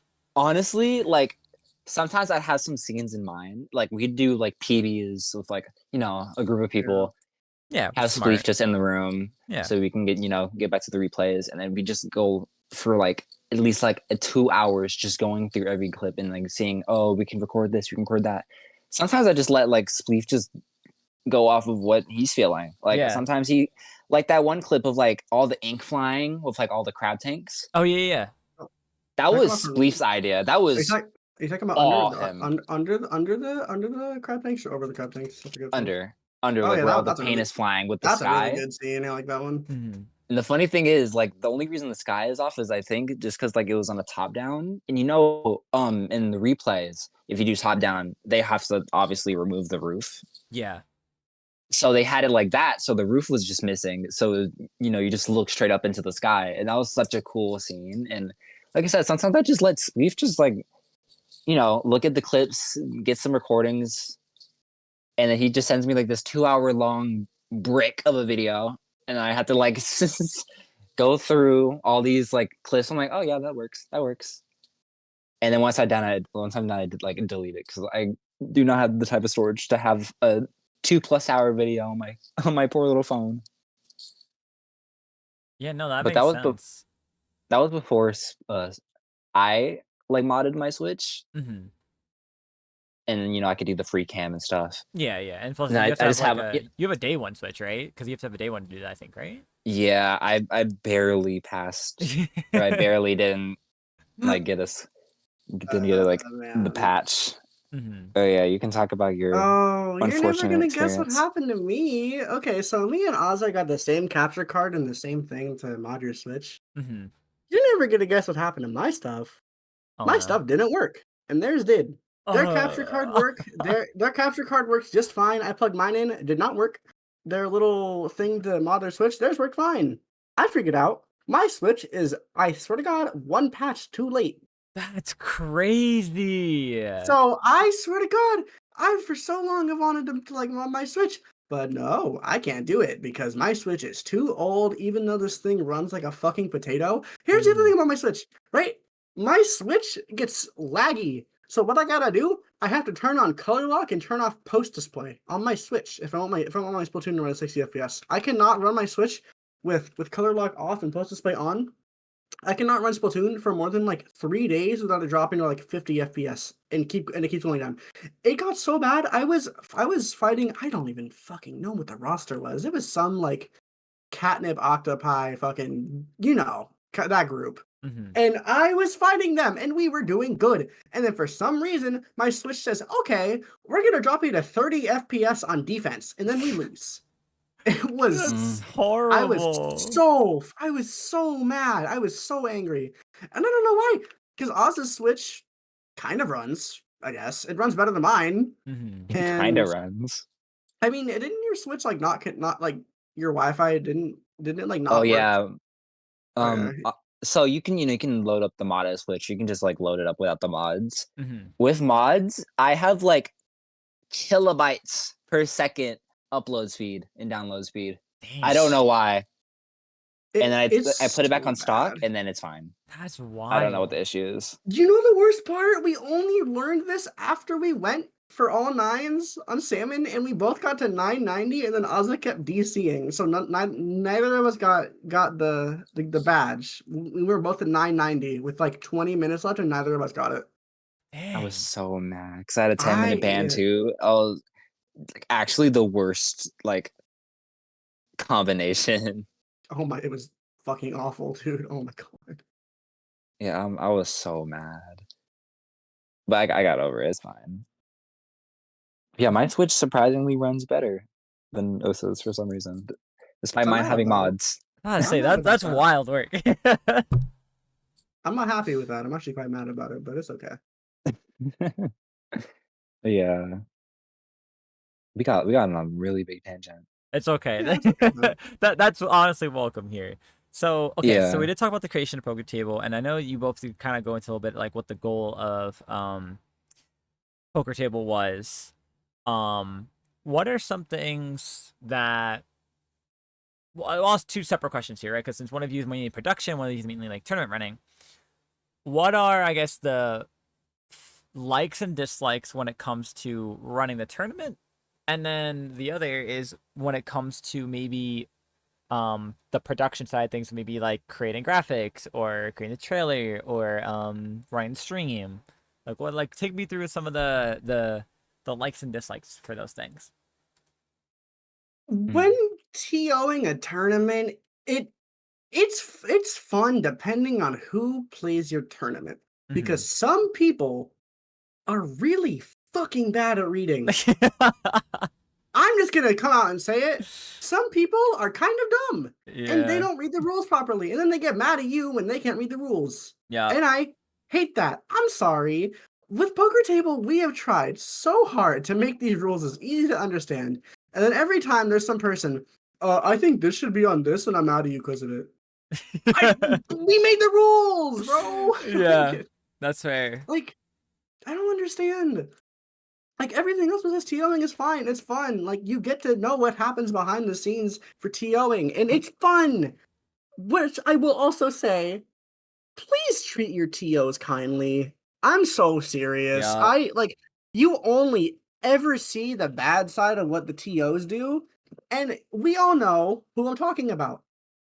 Like you only ever see the bad stuff because that's what people want you to see. People on Twitter want you to see the bad things. No TOs, like barely any TOs ever get congratulated for the good they do. It's always, oh, you fucked up this one time, so we're gonna dogpile you. Like, Mm-hmm. no. TO work is it's hard or easy depending on the tournament you're running, but people will take any opportunity to dogpile you, and it's so dumb. Yeah. Because some TOs do so much. Like if we didn't have some of the head TOs that run our tournaments now, we'd be fucked. If like and people don't understand that because they just think like, oh, TOing is so easy, or like, no, it's not easy. Mm-hmm. There is so much work that goes into TOing events that people just don't understand because either they're like kind of stupid or they just want the opportunity to just like dogpile people, Yeah. and it sucks because there are Yep. so many talented people in this community, and it's just like you choose to get mad at somebody for making a mistake, but do you ever say good things about them? Ever? No. Like I'll admit, even I was guilty of this until I really understood how much TOs really do. So, like, please just be nice to TOs, man. They do so much behind the scenes. Like, me and Oz a TO, or not TO, we staff for SAC. There is so much work behind SAC. There's so much that people do. And then some people just don't get it.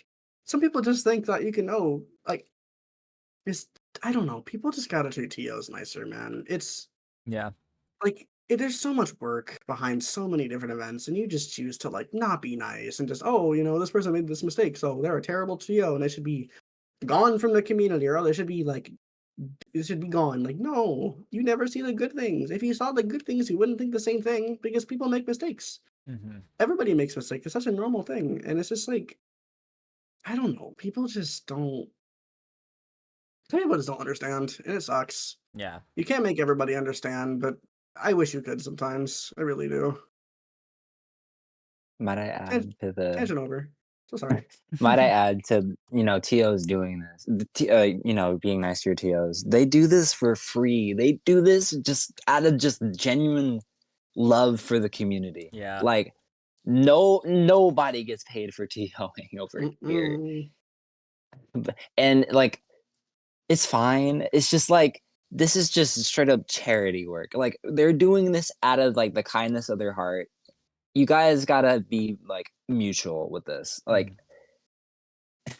Like some people just do it because they want to. They don't do it wanting something. They just do it because they love wanting to give the community something.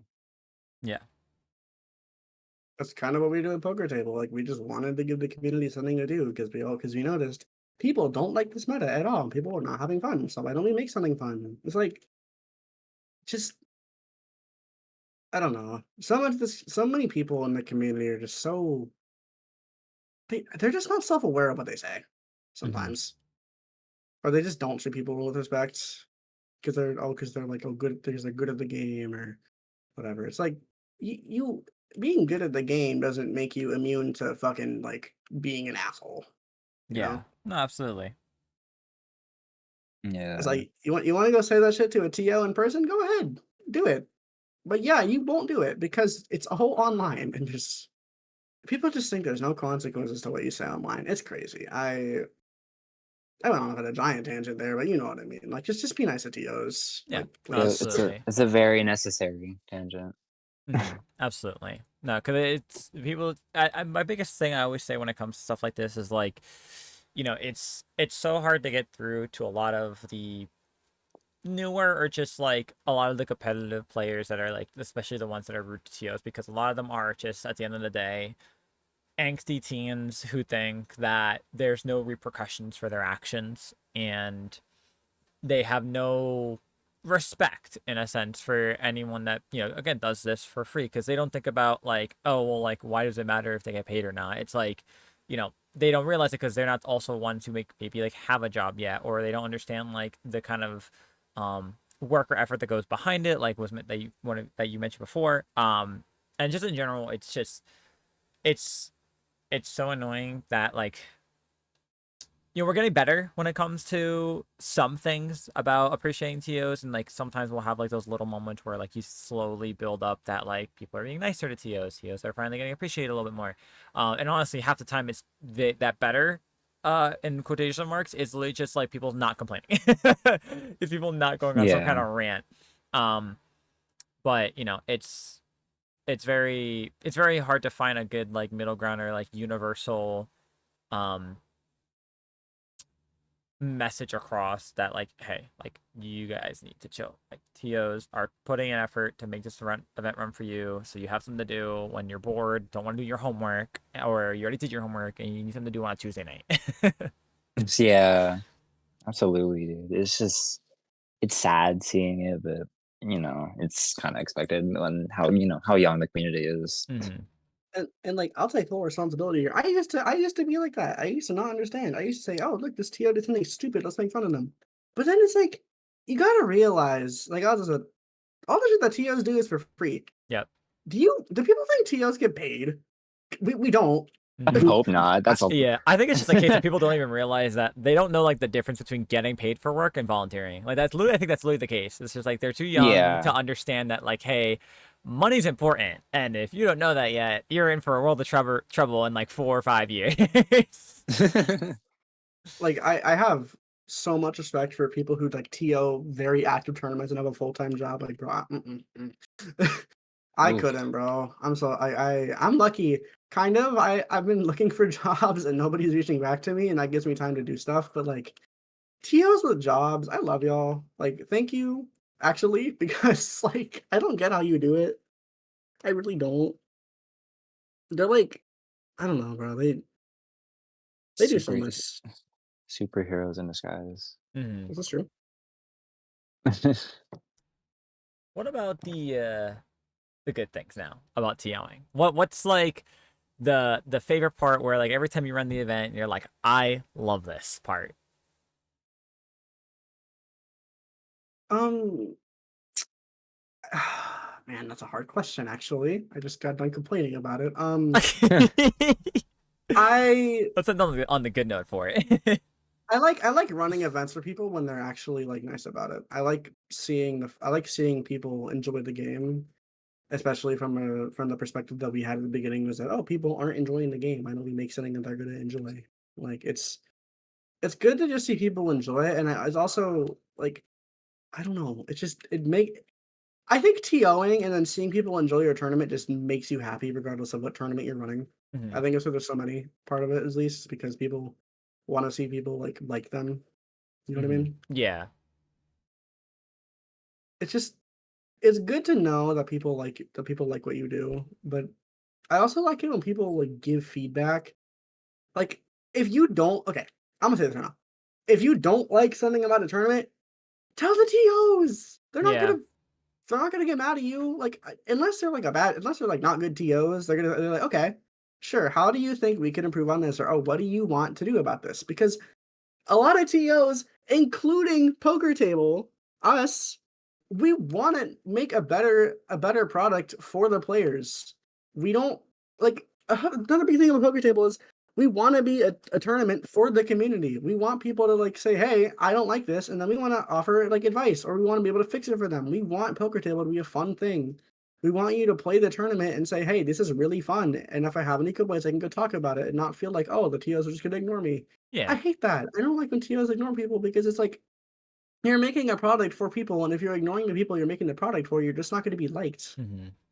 Yeah, and like to preface too, there's also like those type of feedbacks that some people need to be aware of. Like, hey, really think about what you're saying, because there's like those like feedbacks where Oh it's yeah, like, why'd you seed me this seed? It's like, it's like, feedback is good. And like obviously like I agree 100% with you. Like it is good to promote, like if you have any issues with a tournament, as long as it's something reasonable to give feedback about, right? Like if it's something like, oh, why'd you see this or why do we fight this team? Like obviously that's just like that's not worth giving feedback for, because it's, you know, it's pointless, because that's mm, something that like changes. I'm not gonna be like see you and be like, okay, you'll be seed one now. You know what I mean? It's, but hopefully, if it's things about how it's ran, certain things you'd like to see changed, if like there's, you know, something you'd love to or like see that yeah, works.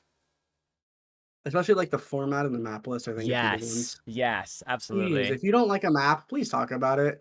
I'm so serious. You know how many tournaments they've had like map lists that have been like, oh, let the community decide, and then we play some stupid shit like Lemuria tower control. Like, bro, what are we doing? Just No, like if you for don't like a real. map, just say something about it. Or Yeah. like if you're gonna like okay, I'm also guilty of this. If we're gonna complain about the map pools like in a tournament and not do anything about it, why? Just say, oh, I don't think we should have this map in tournament. Every time anybody plays it, it kind of sucks.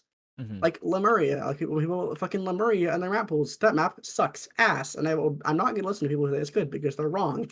Anyways, oh Lemuria, people put in their map pools, and then people also decided, hey, this map isn't that good, so it's not there anymore. Like with Sturgeon too. Sturgeon was in map pools at the beginning of this tournament, and then everybody said, hey, Sturgeon kind of fucking sucks in this game, so it's not in map pools anymore. When's the last time that you played Sturgeon in a tournament? If you can remember, Cactus. It's in some um levels. Actually, is it in the my? Cause I'm going to Gommel. Was it in Gommel's map pool? I fucking hope No, not. no, no. I survived. Okay, not there. Or for It wasn't that. It wasn't that long ago, because I feel like I remember playing. Oh, I believe it was in Momocon's map pool. So I probably 2-3 weeks ago. Okay, but I don't know. Okay, I don't know my lands do that though. To be It's fair. okay, but also the fact that it's rare though now. Like there's a reason why Yeah, it's rare. You know what I mean? Is because people realize it's not um as enjoyable of a map to play on, and that's the kind of good feedback that you like to see. It's like, hey, like, you know, we feel that like that's like as players, my team feels, or like, you know, talking to other players, like, or you sometimes like you can even prompt the question that allows TOs to talk to other players and be like, hey, how do you feel about this map? It's like, could be better. You know what I mean? mhm. Oh, you got anything? Yeah. The thing is, like, poker table is so community and feedback based. Mm-hmm. Like, some people didn't like this old gimmick called split stack, so we Oh, removed it. Some people felt like, what weapon was it that we unbanned? But it was like a weapon. I think it was I think Tri Slosher. yeah. No, Like, I I think we don't had know. no, we had try banned. I mean, unbanned. I remember. Yeah. The thing is, like, we always hold little like community polls, and then people can, decide the map, like the ban lists. Like, should this weapon stay unbanned or like stay banned, or should we unban it? So that's how like weapons like Zap and Try got unbanned, because they're like, that's not as bad as Pencil Or edit. It's like yeah. or I Edit. So mean, yeah, and it's oh other we're, thing. Go ahead. sorry. No, you're Like fine. Go ahead. we're very feedback based, because this is based off of people having fun. So we want to make sure you know more people are able to have fun in their own ways. For sure. And like the other thing is that we're only two players. We don't have the entire perspective of the entire community. Sure, I'm like a high level player, but that doesn't mean I know everything. Mm-hmm. Like who Yeah. said I could have gotten something wrong, and Ozzy doesn't play comp, so Ozzy like I mean sure Ozzy knows a good amount about like what like the meta, sure, but neither of us know everything, so it's always good to get feedback from other players and say, hey, what if this weapon shouldn't be banned? What if this weapon should be banned? What if it's changing. Like it's good to know because if players complain about something, like we're gonna like try to fix it, Yeah, right? absolutely. And that's the thing I wish more TOs did was accept feedback and not like take it as an insult. Mhm. Just if people are offering your tournament feedback, that clearly means they want to play it. Yeah. Like they're not just gonna say, "Oh, your tournament fucking sucks. I hate you," and then just like if people are offering you feedback, it's most of the time because they want to enjoy your tournament and something Mhm. about it isn't like working for them. No, You know? absolutely. No, for sure. And well, that is actually the next question we have up. Right before we jump to that, I do want to quickly get Oz's 2 cents on likes and dislikes for the production side of Poker Table. Oh yeah. Um, Definitely for like, it's just the reception, like seeing your stream, like just you like going on about like how much this trailer looks so cool and how Oh much you yeah. want to play it. Oh It's just like yeah. hours of my work put in like making that trailer and like all the adjustments I had to make just to like, I think you saw Ellie's tweet like or like post on Blue Sky saying, please, people, please do more reactions. It is so nice to see your like all your hard work pay off Yeah. because it's just it's nice. Like this is like completely random, but like Ludi when Ludi Oh 16 like man. season 16 came out, I did the stingers for them. And the Div X stinger, like seeing your reaction of you just like being like, "Whoa, we on some fancy shit." That was Oh like yeah. that made Yes. my Yes. that made my day. That is such an underrated experience. Seeing people love your work Mm-hmm. is just it's like nothing can replace that. Yeah. I don't really have a lot of complaints. I'd only say just like I have been doing like a lot of the like graphics myself. Mm-hmm. Whenever the game is about to end or like we're at grand finals and it's lockout and I'm like, all right, let me put who's in third place and then I'll figure out who's in like I'm doing it on the spot as it's still going on. Yeah. Absolutely. So I'm the only one doing it, and there's no issue with that. I'm perfectly okay with it, but it does get a little It gets like a little overwhelming Mm-hmm. because I also do like I'm helping make the gimmicks. I'm getting the map list set up because we manually put in the maps Yeah. on Sendo. And then we get because a lot of some gimmicks don't work on some maps, don't work on some modes. Like I don't think 100%. anybody wants to play like Reef slider only on zones. oh yeah, like so we put a lot of care and consideration in like that, and then I'm also doing the graphics. I'm also like making the posts. It just gets a little overwhelming, but I don't think we can say that yet. But Oh yeah, this something else really problem isn't funny. this problem Oh, isn't going to last long. Thank gosh. yeah, we'll be okay. But also really funny thing is that me and Azza for poker table, we do like fucking everything Mm-hmm. right Yeah. now. I mean, no shade to our staff, love our staff, but a lot of times it's just literally like me, Azza, and one other person like on for staff, so we do fucking everything. Mm-hmm. And that's the only other thing is that if you like an event, if you feel so inclined, please offer to staff. Yeah. We every fucking tournament would very, very much welcome more people. Like, because there's always going to be people who can't make it because of scheduling. And then if you're just left with like one person staffing, it's like, okay, then what the fuck do I do? If you want, like I said, if you like an event and you say, okay, I kind of want to do something, offer to staff. So many events just have staff applications. Like we have staff applications. Granted, I haven't checked them because I'm lazy and I forgot. But um, Fair. every, like almost every org has like staff apps, or you can literally just like DM somebody like, "Hey, can I staff for your event?" Like Yeah. people are. I guess what I did, I with Dapple, I literally DM'd. I don't know who's the. I DM'd somebody. I think it was Alice. I DM'd. I was like, "Can I like staff or commentate for you?" And she just said, "Sure." So I'm in like Dapple now. I'm doing commentary for them now. It's like you just offer to help. Really, like Mm-hmm. people will take help if you offer. I'm so serious. Yeah. People like any tournament would love to have more hands on deck, especially with like staffing and Managing Sundew, especially, man. Yeah, it is a Hmm. fucking I chore was because I of. was gonna say this a little like later, like oh like just advice for people who want to create tournaments. I'd Hmm. say if this is your first time, please, I beg you, like staff tournaments, like sign, like try to apply for IPL or DAPL. Just Mhm. get yourself that experience because it literally helps all parties included.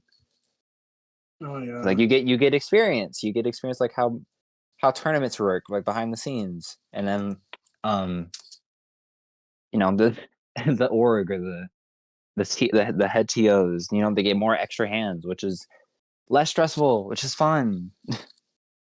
Mhm. Just like you said, like please staff if you want. Like of course I'm not forcing you to staff. Just like if you want that experience and if Hmm. you want to make something later down the line, just like get that experience. There's nothing wrong with that. Yeah, and like if worst comes to worst too, for like there's a lot of newer TOs that like make their like one-off tournaments. They just host once a week or once every couple days or whatever it is. Um, and let's say you want to help TO them, and like let's say for whatever reason they say no. There's still so many other events that you could absolutely reach out to try to TO for. So like obviously like Osa and Naza said, they have applications for their tournament for poker table, IPL, DAPL, I think the Shoal at some point did. I know Oh yeah, Splatoon Shoal does. Stronghold is always looking for more people to keep improving the scene with what they do. I know they've recently started like a tournament series where it's like it takes new players and puts them with like experienced players for coaching. Like there's always room to join instead of trying to make a whole new thing that we're already have so many people trying to do. Oh Mhm. man, yeah, we can go into that later. That Uh, is a oh, big point that oh Osa yeah. can go on about. Hmm. That'll be nice. I'll be nice with it. Don't worry. Yeah. Well, speaking of which, then we can make like start pushing towards that direction. So I know we've talked a little about it just a little bit before. Um, but um what did you do for your event that feels that you feel that other events or tournaments out there could neither that are lacking and can improve on? I could probably, Production. I was about to say, I can probably answer this. It is Hmm. definitely the production, and I'd say this is a lot easier said than done. It's just making something eye-catching, iconic. Like you see it, you know what it is. Like I was saying this earlier when I was talking with like staff at IPL. It's just like sometimes just color palettes is very recognizable. Like like red and black poker table. What else? SOS is like teal and blue. SOS teal and blue. Yeah. Super jump is Proving grounds. Proving proving ground, grounds. super jump. Like Yellow. Yeah. I they mean, all literally have tonight has a color popular palettes. purple. Yeah. Oh yeah, yeah. It's just like you going off that. You need something unique, Hmm. please, bro. It's just please be unique. Please don't be like everybody else. I just there's so many tournaments where it's like the exact same fucking thing. It's just nothing unique. Like, sure, you can run your own event, sure, but like at this point, like before, I mean, I guess Kasendu's changing it, but it's also like just offer like to help staff some events. And if you have a tournament idea you want, be like, hey, what if we tried this? Instead of just, I don't know. People just need more like identity with their Yeah. events. Absolutely. I Yeah. think it's super easy too, because like I think Oz is the best like inspiration for it. Like you could just do it on your phone. Like you literally could just open up an app on your phone that you can get for free on the App Store and make something.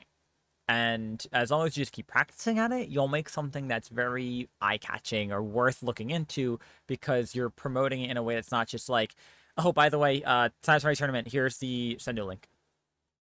Yes, Yeah. exactly. It's Yeah, like sign up for my tournament. I have a badge, guys. Like my shiny badge. You want my badge, right? Sign up for my tournament. Like, ugh.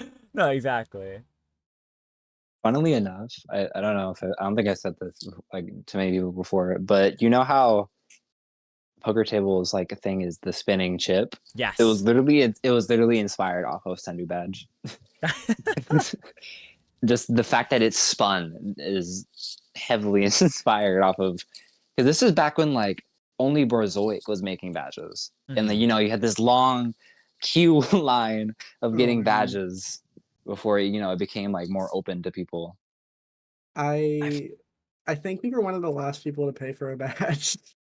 I mean, Berserk still does badges, but But you know what I mean, like, yeah, we're before the it came, last like, open. few people. Yeah. But to be fair, we did get a very high quality badge, and I'm very happy with it. Yeah, it's just like back to what I was saying, it's just having that iconography that makes you unique. Yeah. Like SOS has the color palette, they have the life preserver, they have Their format, which everybody knows their format. Whether you like it or dislike it, you still know it. Yeah. yeah, Grossly that's the same also with just because Leland. they're that's also just because just how long they've been around, Oh, yeah, for to sure. be fair. What else can I like what else is like some really eye-catching like tournaments you can think of? I mean, And you can Proving like Grounds, yeah. I I might be biased, but yeah, Proving Grounds is a tournament I really liked when I looked at just like the color Oh! palette was so unique. Wait a fucking minute. Are we talking about color What palettes or just what's the word? both? Yeah, pretty much both, yeah. Low ink. Yes. Yeah, Everybody Yes. low fucking ink is knows low ink. Lowing, Yeah. yeah, that's another good one. Yep. I was gonna say that, Yeah. like the gray and orange. That's a Especially just the logo overall, just having a logo that's so easily recognizable and it's not super complicated. Because like I feel like a lot of people when they make a logo, they feel it's got to be super abstract and like just crazy looking. But like simplicity is king almost. You know what I mean? It like has a lot of as long as you have a good color palette or good color coordination with it, some like having just a simple logo can just be very memorable for people. yeah, those Oh definitely go yeah. hand in hand. The colors and then like icons.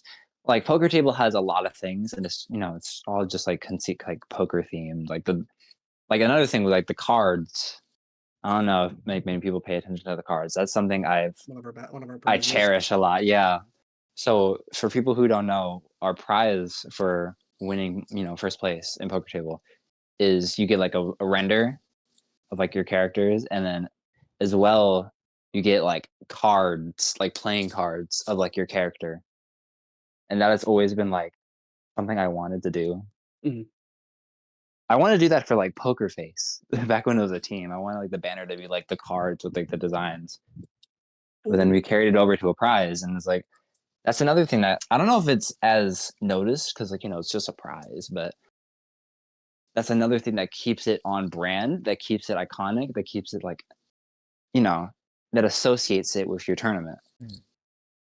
Ooh. You sound like you're about to say something. So Also, with like prizing and branding, just keep it simple. It does not need to be some overly fucking complex thing. Like, especially with logos, like okay, my idea for logos.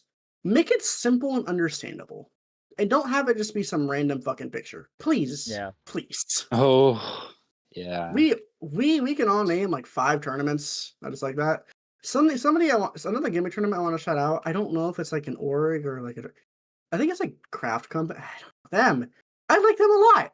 I like their branding. I like their logo. Very simple. It's cute and everybody and like you can recognize it. Hmm. And then it's just like you gotta stick with like a theme. You when if you want to make something that's gonna stick, please simple, but like it can be simple, sure. Like it doesn't have to be super overly complex. Just make it recognizable. Yeah. Yeah, we're giving like whole classes on how to make good branding now. This is the part where people need to start taking notes. Like, yeah, this is like no, from TOs yourselves that literally like made a very successful event, um, and put a lot of effort behind it. Like this is like it's almost like a framework of like how you can do it too for your event, without just being like here's the new badge. Yeah, like I wanted when I came on to this podcast, that is something I wanted to do. Just I wanted people to be able to see this and like take notes and like, oh, what do they do? What do they do? So we Hmm. can, make something similar. Because I feel like the community, it's not that we have too many tournaments and we have very little good tournaments that stand out. Yeah. Where they just become like a blur where all the good tournaments are kind of just like it's kind of hard to focus on them when there's just so many. Yeah. And I feel like we need to like now that like Sendo's rule about raising the bar of entry. I want people who are actually really interested in making these tournaments to make something, iconic, make something recognizable, and like, make a name for yourself instead of just, throwing out a tournament. And of course, I feel like there's nothing entirely wrong with like just doing a little fun tournament, but it is very much clogging like the calendar. Mhm. Ooh, Yeah. No another offense to thing. people. I don't know what was the question you asked before? The first one, then we'll roll into the next one after. But was what did you do for your event that you feel others lacked or could improve on for their events? Oh, well, this is a general COing thing. I think I'm Just being a good just TO. lean. Okay, I will say this. Like, okay, lean into production. How like make something unique. Don't try to copy somebody else. Even though I don't even. I don't. The thing is, like Poker Table did copy off of like stuff like Ink TV. Another thing I would say, I'm like not ashamed to admit, Bouillabaisse tournament, like a trailer by Pepe. When I saw that, that's when I was like, okay, I want to make something like that for Poker Table's final trailer. Yeah. Just like, there's nothing wrong with looking at other tournaments and be like, Yeah. ooh, I like this, I like that. That's called inspiration. Yes, I was about to say use other people's work as inspiration. I've done it myself plenty of times. And don't be a carbon copy. Don't be another WLM zones only tournament. Do something new. Do something unique. That's how you stand out. That's how you don't get called out for just being bad schlop. Yeah, that's a term that me and Ozza have started saying. Don't wanna be mean, but yeah, we started saying badge swap for tournaments that have nothing else besides them, just nothing else to them besides the badge. Mhm. Which I mean, I think it's an issue, but I think it'll Yeah. be fixed at this Well, point. yeah, slowly but surely, especially with the cracking down from Sendu. Um, Moving on from that question, what are changes that you'd like to see in the current scenes tournaments that are maybe new tournaments that have recently popped up, let's say within the past month or two, or maybe the first 6 months of this year, or old tournaments, tournaments that have been around for a long time from well-known orgs. Most well-known obviously being IPL and Dapple Productions. What are some changes you'd love to see um, these events do? Oh God, Ozzy, you can go first. I had an answer, but I completely forgot. I gotta think of it again. Because I don't have a very good answer other than leaning into your Okay. branding. Yeah. Besides leaning into branding, like, don't run over other TOs. Holy shit. Please. Holy fuck. If you're a new TO and you say, okay, I want to run at this time slot, please, for the love of fucking God, just communicate. I cannot stand when there's like 4 or 5 events at the same time. Mhm. And granted, there's other ways to go about doing that, but like, please just, other TOs, please just DM each other, man. Yeah. Or like the Please, other like, thing too is like find a time slot that is in desperation for an event to take place. Like there's so many time slots where like it's like maybe EU players that have like no tournaments for oh different days yeah. of the Oh week yeah. that have like different days of the week that maybe Dapple Productions didn't take over. Because obviously Dapple has Paddling Pool and Triton Cup, right? Most well-known EU tournaments that are weekly or bi-weekly, whatever it is, right? But besides that, like I personally can't name another well-known EU tournament that takes place because there really isn't none. No one is taking over those time slots for these teams that could really use it. Yeah. Like if you're gonna make something, don't put it on a time slot that's already taken up. Like I swear to God, everybody on Splatoon Twitter has seen that screenshot of the 4 tournaments being ran like at like that one time slot on a Saturday. Mm-hmm. Like that is the biggest issue. That is my number one issue with TOs and especially newer TOs. Holy fuck, please stop running over each other. Like you don't need to run your thing at Saturday on 5 p.m. Everybody runs on Saturday at 5 p.m. Yeah. like or like fucking you know the thing I noticed is that you ever look at Wednesday and you see how there's the 2 tournaments, paddling pool and SOS, Yep. and nobody runs them over. You know why? Because you can't. You cannot run over SOS and expect to get more signups. Yeah. No, exactly. But it's like you need TOs need to, I don't know if it's like a respect thing, but like God, we need to figure out a way so that we're not running over each other constantly because that you and everybody's noticed how like like the fucking really good tournaments like Squid Junction and SOS. Have you seen the player decline in those? Like, Mhm. oh my god, sorry, some guy just drove past my house at like 80 miles an hour in a residential. Okay. No, but like all the tournament like player counts are dropping. It's just there's so many events to play in that a lot of the time, if you're not finding success as a new TO, it's because you're running on a time slot that everybody else is already running on. Like you're not gonna find success running if you're running on the same time slot as like 4 other people. Yeah, I mean, I'll tell you right now, I'm looking at Sendu's calendar for tournaments. Tomorrow, there's 11 tournaments happening in total, and 5 of them are running at the same time. Oh god.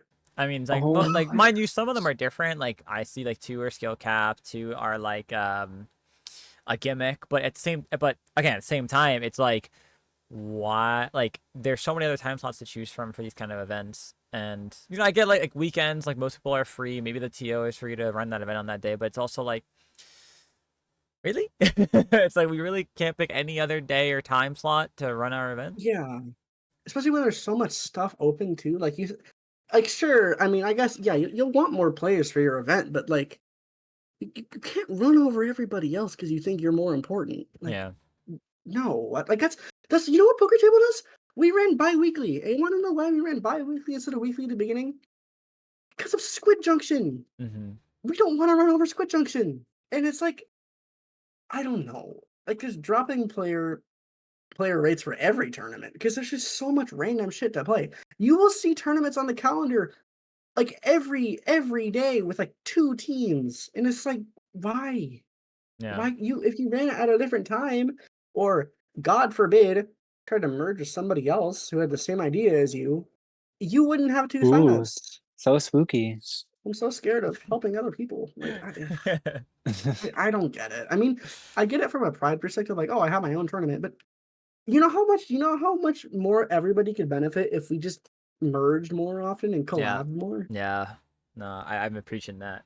I I'd love for so many of these events to just start disappearing and seeing the TOs for them just work together. Like I don't know if it's ego, I don't know if it's like, um, you know, attempt and fail, or if it's like just not knowing how to reach out to other people. But it's like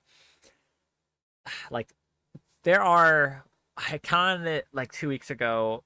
There's over 500 different Sendu badges. So and Oh, like let's say you take away 200 of them because like a lot of them maybe like skills that you're not gonna have because like you maybe don't grind the game as much, or maybe it's special events that don't run anymore. That's still over like 300 badges you could technically have, yeah. and Like it's crazy to think about. badges are not that important, guys. I don't know how else to tell you. They aren't important. Yeah. Like if you okay, I will call somebody out right now. If you as a player are judging somebody for their fucking badge total, what do you Hmm. why? What's your reasoning? They don't play the game as much as you? You have 300 results on Sendu and they only have 50, so they have less badges? Oh, they're a I worse remember player. when Like, badges were rare. Like I remember when Sendu first started like allowing people to like run their tournaments on there, and like I remember when badges used to be like a sign of like, wow, that's so cool. You were a good player. You played in that event, got a badge, mhm. and it's like, hey, anyone can do it now. It's like, okay, here's badge 595. And like some players have like 5 pages of badges, and it's just like, what Yeah. tournament? I've never seen this tournament before, and it's like a tournament with like 2 signups. Hmm. It doesn't mean Yeah. anything. Yeah. There's no point anyway. Also, do you have anything you want to add? Sorry, I kind of yapped. No, it's fine. It's I had pretty much the same thing to say. All right. Well, if that's it for that question, one of the last questions I do have here is, and you already kind of we've already kind of went over a little bit earlier, but advice for people wanting to get into TOing or maybe seeking ideas to better their event. So how would they maybe go about it? Who could they contact? Things of the nature. just just talk to people. I I know talking to people is hard sometimes. I know it's scary, but that's how you make connections. This community is for like honest to God, the competitive community is pretty small. Hmm. Like you just reach out to people. Like if you have an idea and you don't want to run your own tournament because you don't want to run over somebody, just say hey. Like reach out to like I don't even know. Reach out to like somebody like an already existing TO. Reach out to like an org head. Be like, hey, can I staff for your tournament? I have this idea. Just talk to people. I have not once met a single TO who was like, "No, I think this is fucking stupid." Like, TOs are not like I don't think TOs are like mean people. They're not gonna just like instantly shut you down if you ask this or if you ask for it. Like if you ask, "Hey, can I stop for you?" They're not just gonna say no, fuck off. I don't Like know. they'll either say no or like sure. Like you like if you want to get into making tournaments, and I know that we're not the best people to be saying this because we didn't do this. I think at this point, if you want to make your own tournament, just start by staffing other tournaments. Yeah, get the experience. Because Poker Table Zero, which was our invitational, God, that was a fucking staffing nightmare for us, bro. We did not know what we were doing at all. Yeah. I wanted to add with like just proposing ideas. Funnily enough, back on topic with SWS, Oh Mhm. yeah. the idea came from Z, which is a well-known head TO, Mhm. who TO or is a head TO for FTIU. Reached out to IPL and was like, "Hey, I had this idea," and then they workshopped it a little bit because it wasn't originally what SWS came to be. Mhm. But they workshopped it, and then boom, now we got this big event that everybody's hyped for. It's Yeah. it's possible. Yeah. No, You have to make exactly. a name for yourself. It's also an idea that's piggybacking off of other big events too, which I feel like is like the closest we had to something like that was obviously not too long ago the Land Championship Showdown, but before that, the closest you had was like I think it was Super Jump 4 that had the winners get tickets to Riptide. You know what I mean? Like that was like the closest to like a an event attached to a different event for like a close secondary meaning. You know what I mean? It's like it was Yeah. rare to see. It's rare to see events kind of collab in a sense with each other to have some kind of qualifier aspect or like another meaning attached to it. Um, but here we are, Super Jump 5 will have 4 qualifying spots for SWS. And then there's also just 2 qualifiers for it. Yeah, and just like you said, with like just collaborating with Area Cup. That is That's unheard I, my of. my That is unheard I of. my mind is still boggled about that. That is so. Even though I made the trailer, I watched Pop Gun talk about how they're collaborating with Area Cup. Yeah. Sometimes I'm like, what? That's insane, and that's just because Z had an idea and brought it up, and it's like, let's workshop it a little bit. Boom, we have Area Cup on board, bringing us 8 teams, like Yeah. 8 of their best teams. It's absolutely possible. Please don't take what Sendu is saying about how he's going to be changing how tournaments are going to be ran and who can run them. Don't let that shut down a dream that you might have. Yeah. Just if you want to make a tournament, it's not going to be as easy as it used to be, but it's still very much possible. Absolutely. Sorry, I Speaking got like heated there. Oh, no, that's fair. And honestly, I do want to pick your brain just a little bit about the SWS trailer and Mhm. um what was it like? What was it like kind of getting that call to make that trailer and then kind of take me through like your experience creating something like that compared to the work you've put in for the trailers of Poker Table. How has it like differed or how has it been, just the experience? Yeah. Even though this isn't my first trailer for IPL, I'm just kind of been that go-to person. Yeah. Because I made trailers for SAC 10, SAC 9. Like, I just finished Super Jump. I've been, and big shout out to Ellie. She has been my number one supporter. Like, since she saw the poker table, like the final trailer, she's always been pushing to like vouch me for spots, and I am unbelievably grateful for her work. And like, getting me into positions I wouldn't have gotten there myself. Because she'll always say I'm like, like I bring so much to the community that has been kind of lacking. I don't want to like glaze myself after everything that this podcast has been, but Yeah, yeah. but I've been just seeing what I've, the reception to all of my work, people are so hype whenever they see my trailers, and it makes me so unbelievably happy. I could just go into about the how I arranged the Area Cup trailer, and like how you said like, oh, you need. And they made a joke about how we need hype moments. Just how I arranged it to say in collaboration with Area Cup and like have all that suspense. I knew from the start once people were gonna see that, people are gonna go crazy. Yeah. And it's like I said, it's because I've been making trailers for IPL before, so I'm unbelievably honored that they, picked me up again to make like such a large scale tournament. It was a little like honestly, it was a little stressful, if anything. I was worried. I was like, what if this just looks horrible? Like every like what every if people editor's like first thought for everything. like what if people just don't like this? Like what if people were interested and then they see it and then it turns them off? Like they don't care anymore. Yeah. Like of course everybody has those like, worrying thoughts.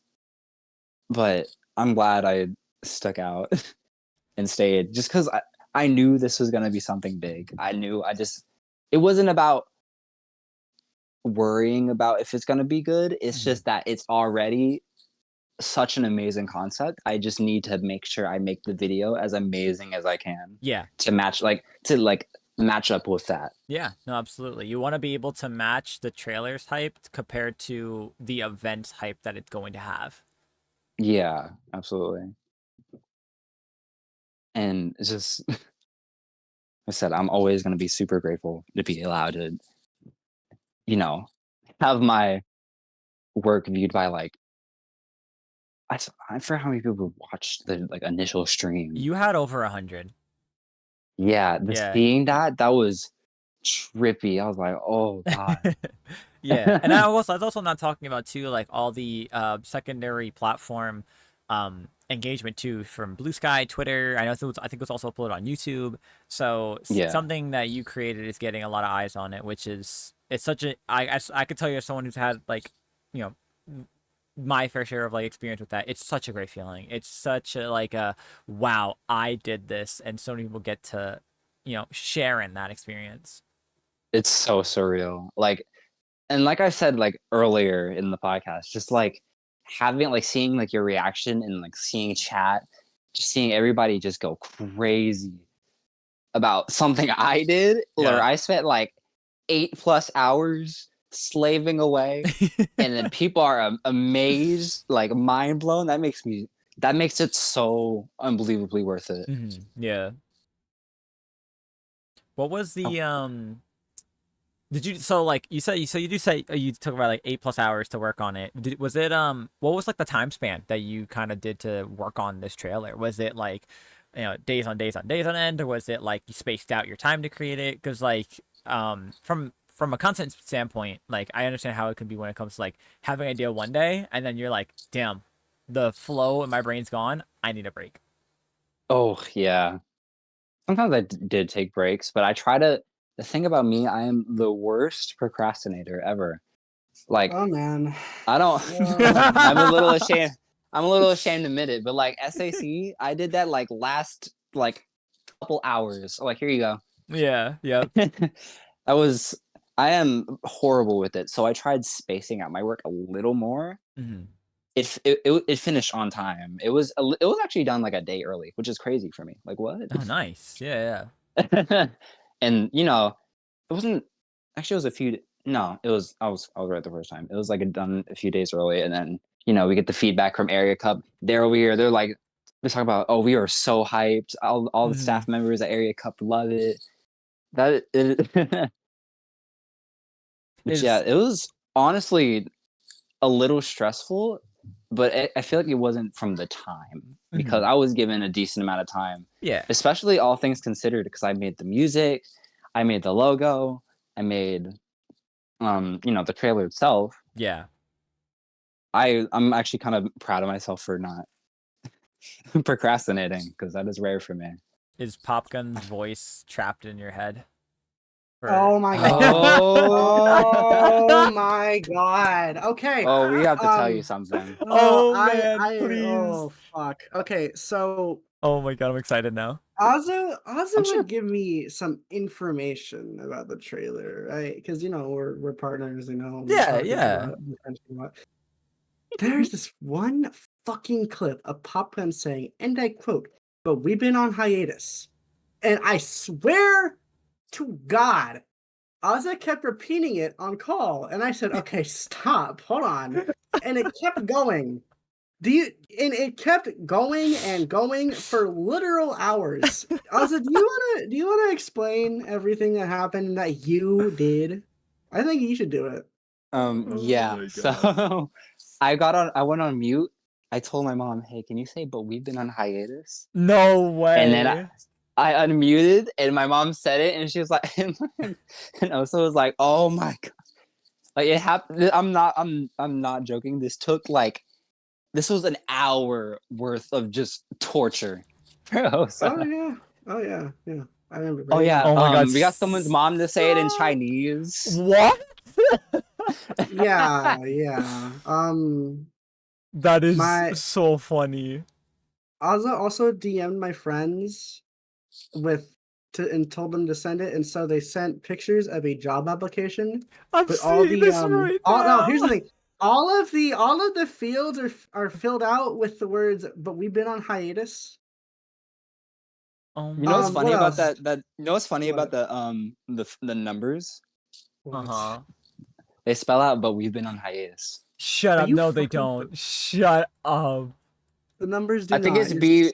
I think I just did like the first letters of each word because Okay. it's small, and it's just it corresponds with the number. I didn't even know that. And then they messaged me on every app we have each other added on. They messaged me on fucking Blue Sky. We don't use Blue I Sky. forgot it's got a Um. DM feature on there. Oh yeah. So they made an Apple Music playlist, Oh, and oh they This my sent is it god! to me. next level. This is They made it. Yep. next level. I know. They made an Apple Music playlist, and the first words to every song spelt out, "But we've been on hiatus." Oh my And then I made them one back, and I Oh, had this is one song, and it's a song by Elton John saying, "I think I'm going to kill myself." god. that was the funniest interaction in that entire thing. Dude, I'm so fucking crying.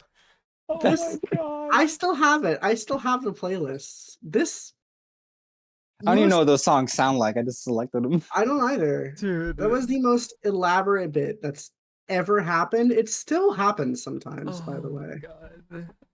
Yeah, I'm all I for like. that. I don't know if you Not saw. I don't think you did, but on the just randomly tweeted on the poker table Twitter, it just says, "But we've been on hiatus," and then it at slowly got Wait, deleted. suspicious. wait, I feel like I saw that. You might have. Wait. I got a couple likes and then I deleted the post. Aw, damn. Should have kept it up. They messaged me on TikTok, Blue Sky, Twitter, iMessage, Oh my. Roblox. I messaged you on Roblox, Roblox. Roblox. I think he messaged me on Instagram as well. I did, That's yeah. crazy. Yeah, it was. Yes, Pop Gun's voice is ingrained in my head. Pop Gun's voice is it's what they listen to at night when they I sleep to have I Osa. have nightmares of Pop Gun coming to my house and then waking me up to say, "But we've been on hiatus." There's no way. That is Yeah, Ozzy does that kind of thing to me sometimes. It's just it's what I put up with, but never never date it's a person who makes trailers. They have phrases stuck in their head that they will then harass you with. Oh man, unfortunately. Well, that what? is. I mean, you know what? Whether it's being trapped as a TO for poker table, thinking of the next trailer design, or wondering if Pop Gun was definitely going to come back from hiatus with IPL's events. I I I want to thank both of you for coming on for today's podcast because that honestly was incredible. This is gonna be one of the longest podcasts I think I've had to date. Oh man. But that is all the Mm. questions that I've had for both of you. So I want to give you both this next like minute or so. This is the conclusion part of the podcast where I'd love to kind of like hand over the mic, and allow the guests to kind of share what they want to share, shout out who and what they want to shout out, um, and then we sign off from there. So the floor is both of yours. You should go Who wants to first. go first? Me? You. Okay, so if you want to find me, if you want to find me like retweeting that, oh yeah, I did this trailer out of nowhere. My Twitter is graphics by Azalea. I thought it was designs. That was what? I thought it was designs by Azalea. Am I wrong? Like, I think it might. Let me check. I don't even remember my ad. Forgetting your I own ad is just crazy. Yeah, no, because I no. just Here's the thing. changed Yeah, it. they just changed it. Oh, It's designs by okay. Azalea. Yeah, it's I told you it was designs by designs. Azalea. My bad. I just changed it because I had it like Nautilus 47, but instead of like the L, I had it in uppercase like what was it, I? And I was like, oh yeah, that's horrible to write down in like credits because no one will know. And then my name will be hard to find. So I just made it like something a little more simple.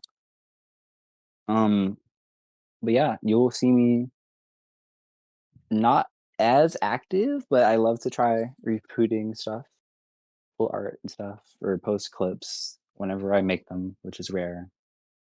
But mainly, like, just if you want to see my stuff, want to see what I'm working on, I try to keep people updated on there.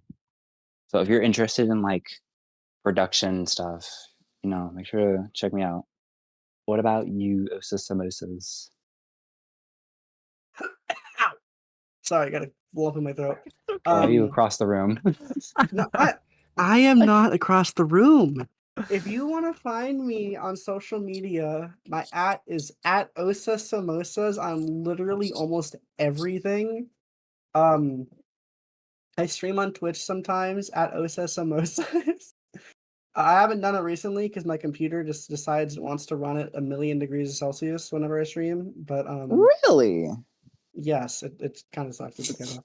Really? You can find me on zitter.com @Osa Samosas.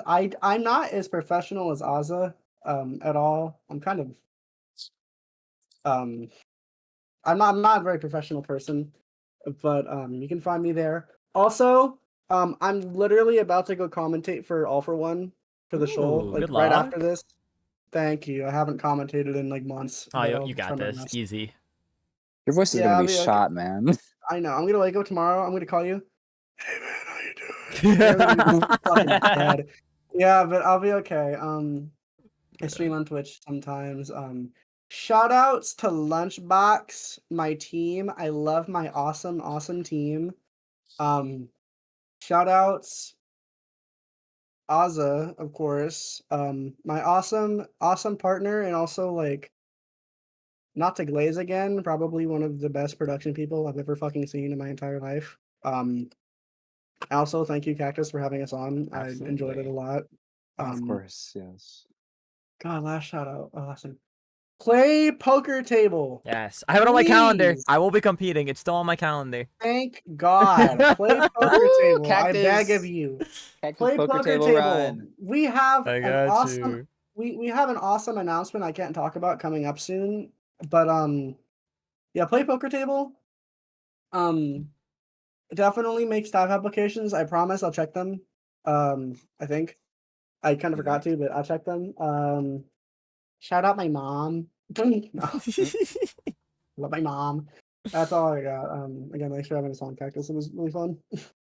Absolutely. It's Of been a course. pleasure speaking with both of you. Thank you both so much for not only coming onto the podcast to talk about the event, but for what both of you do in the scene, really, for whether it's competing, commentary, production, or just running poker table. Honestly, even just bringing poker table to the scene as a whole. The effort that you both put in is amazing. And I personally want to say thank you and give my flowers and appreciation because it is wonderful seeing something different in the scene for once when it comes to either trailers or just the event as a whole.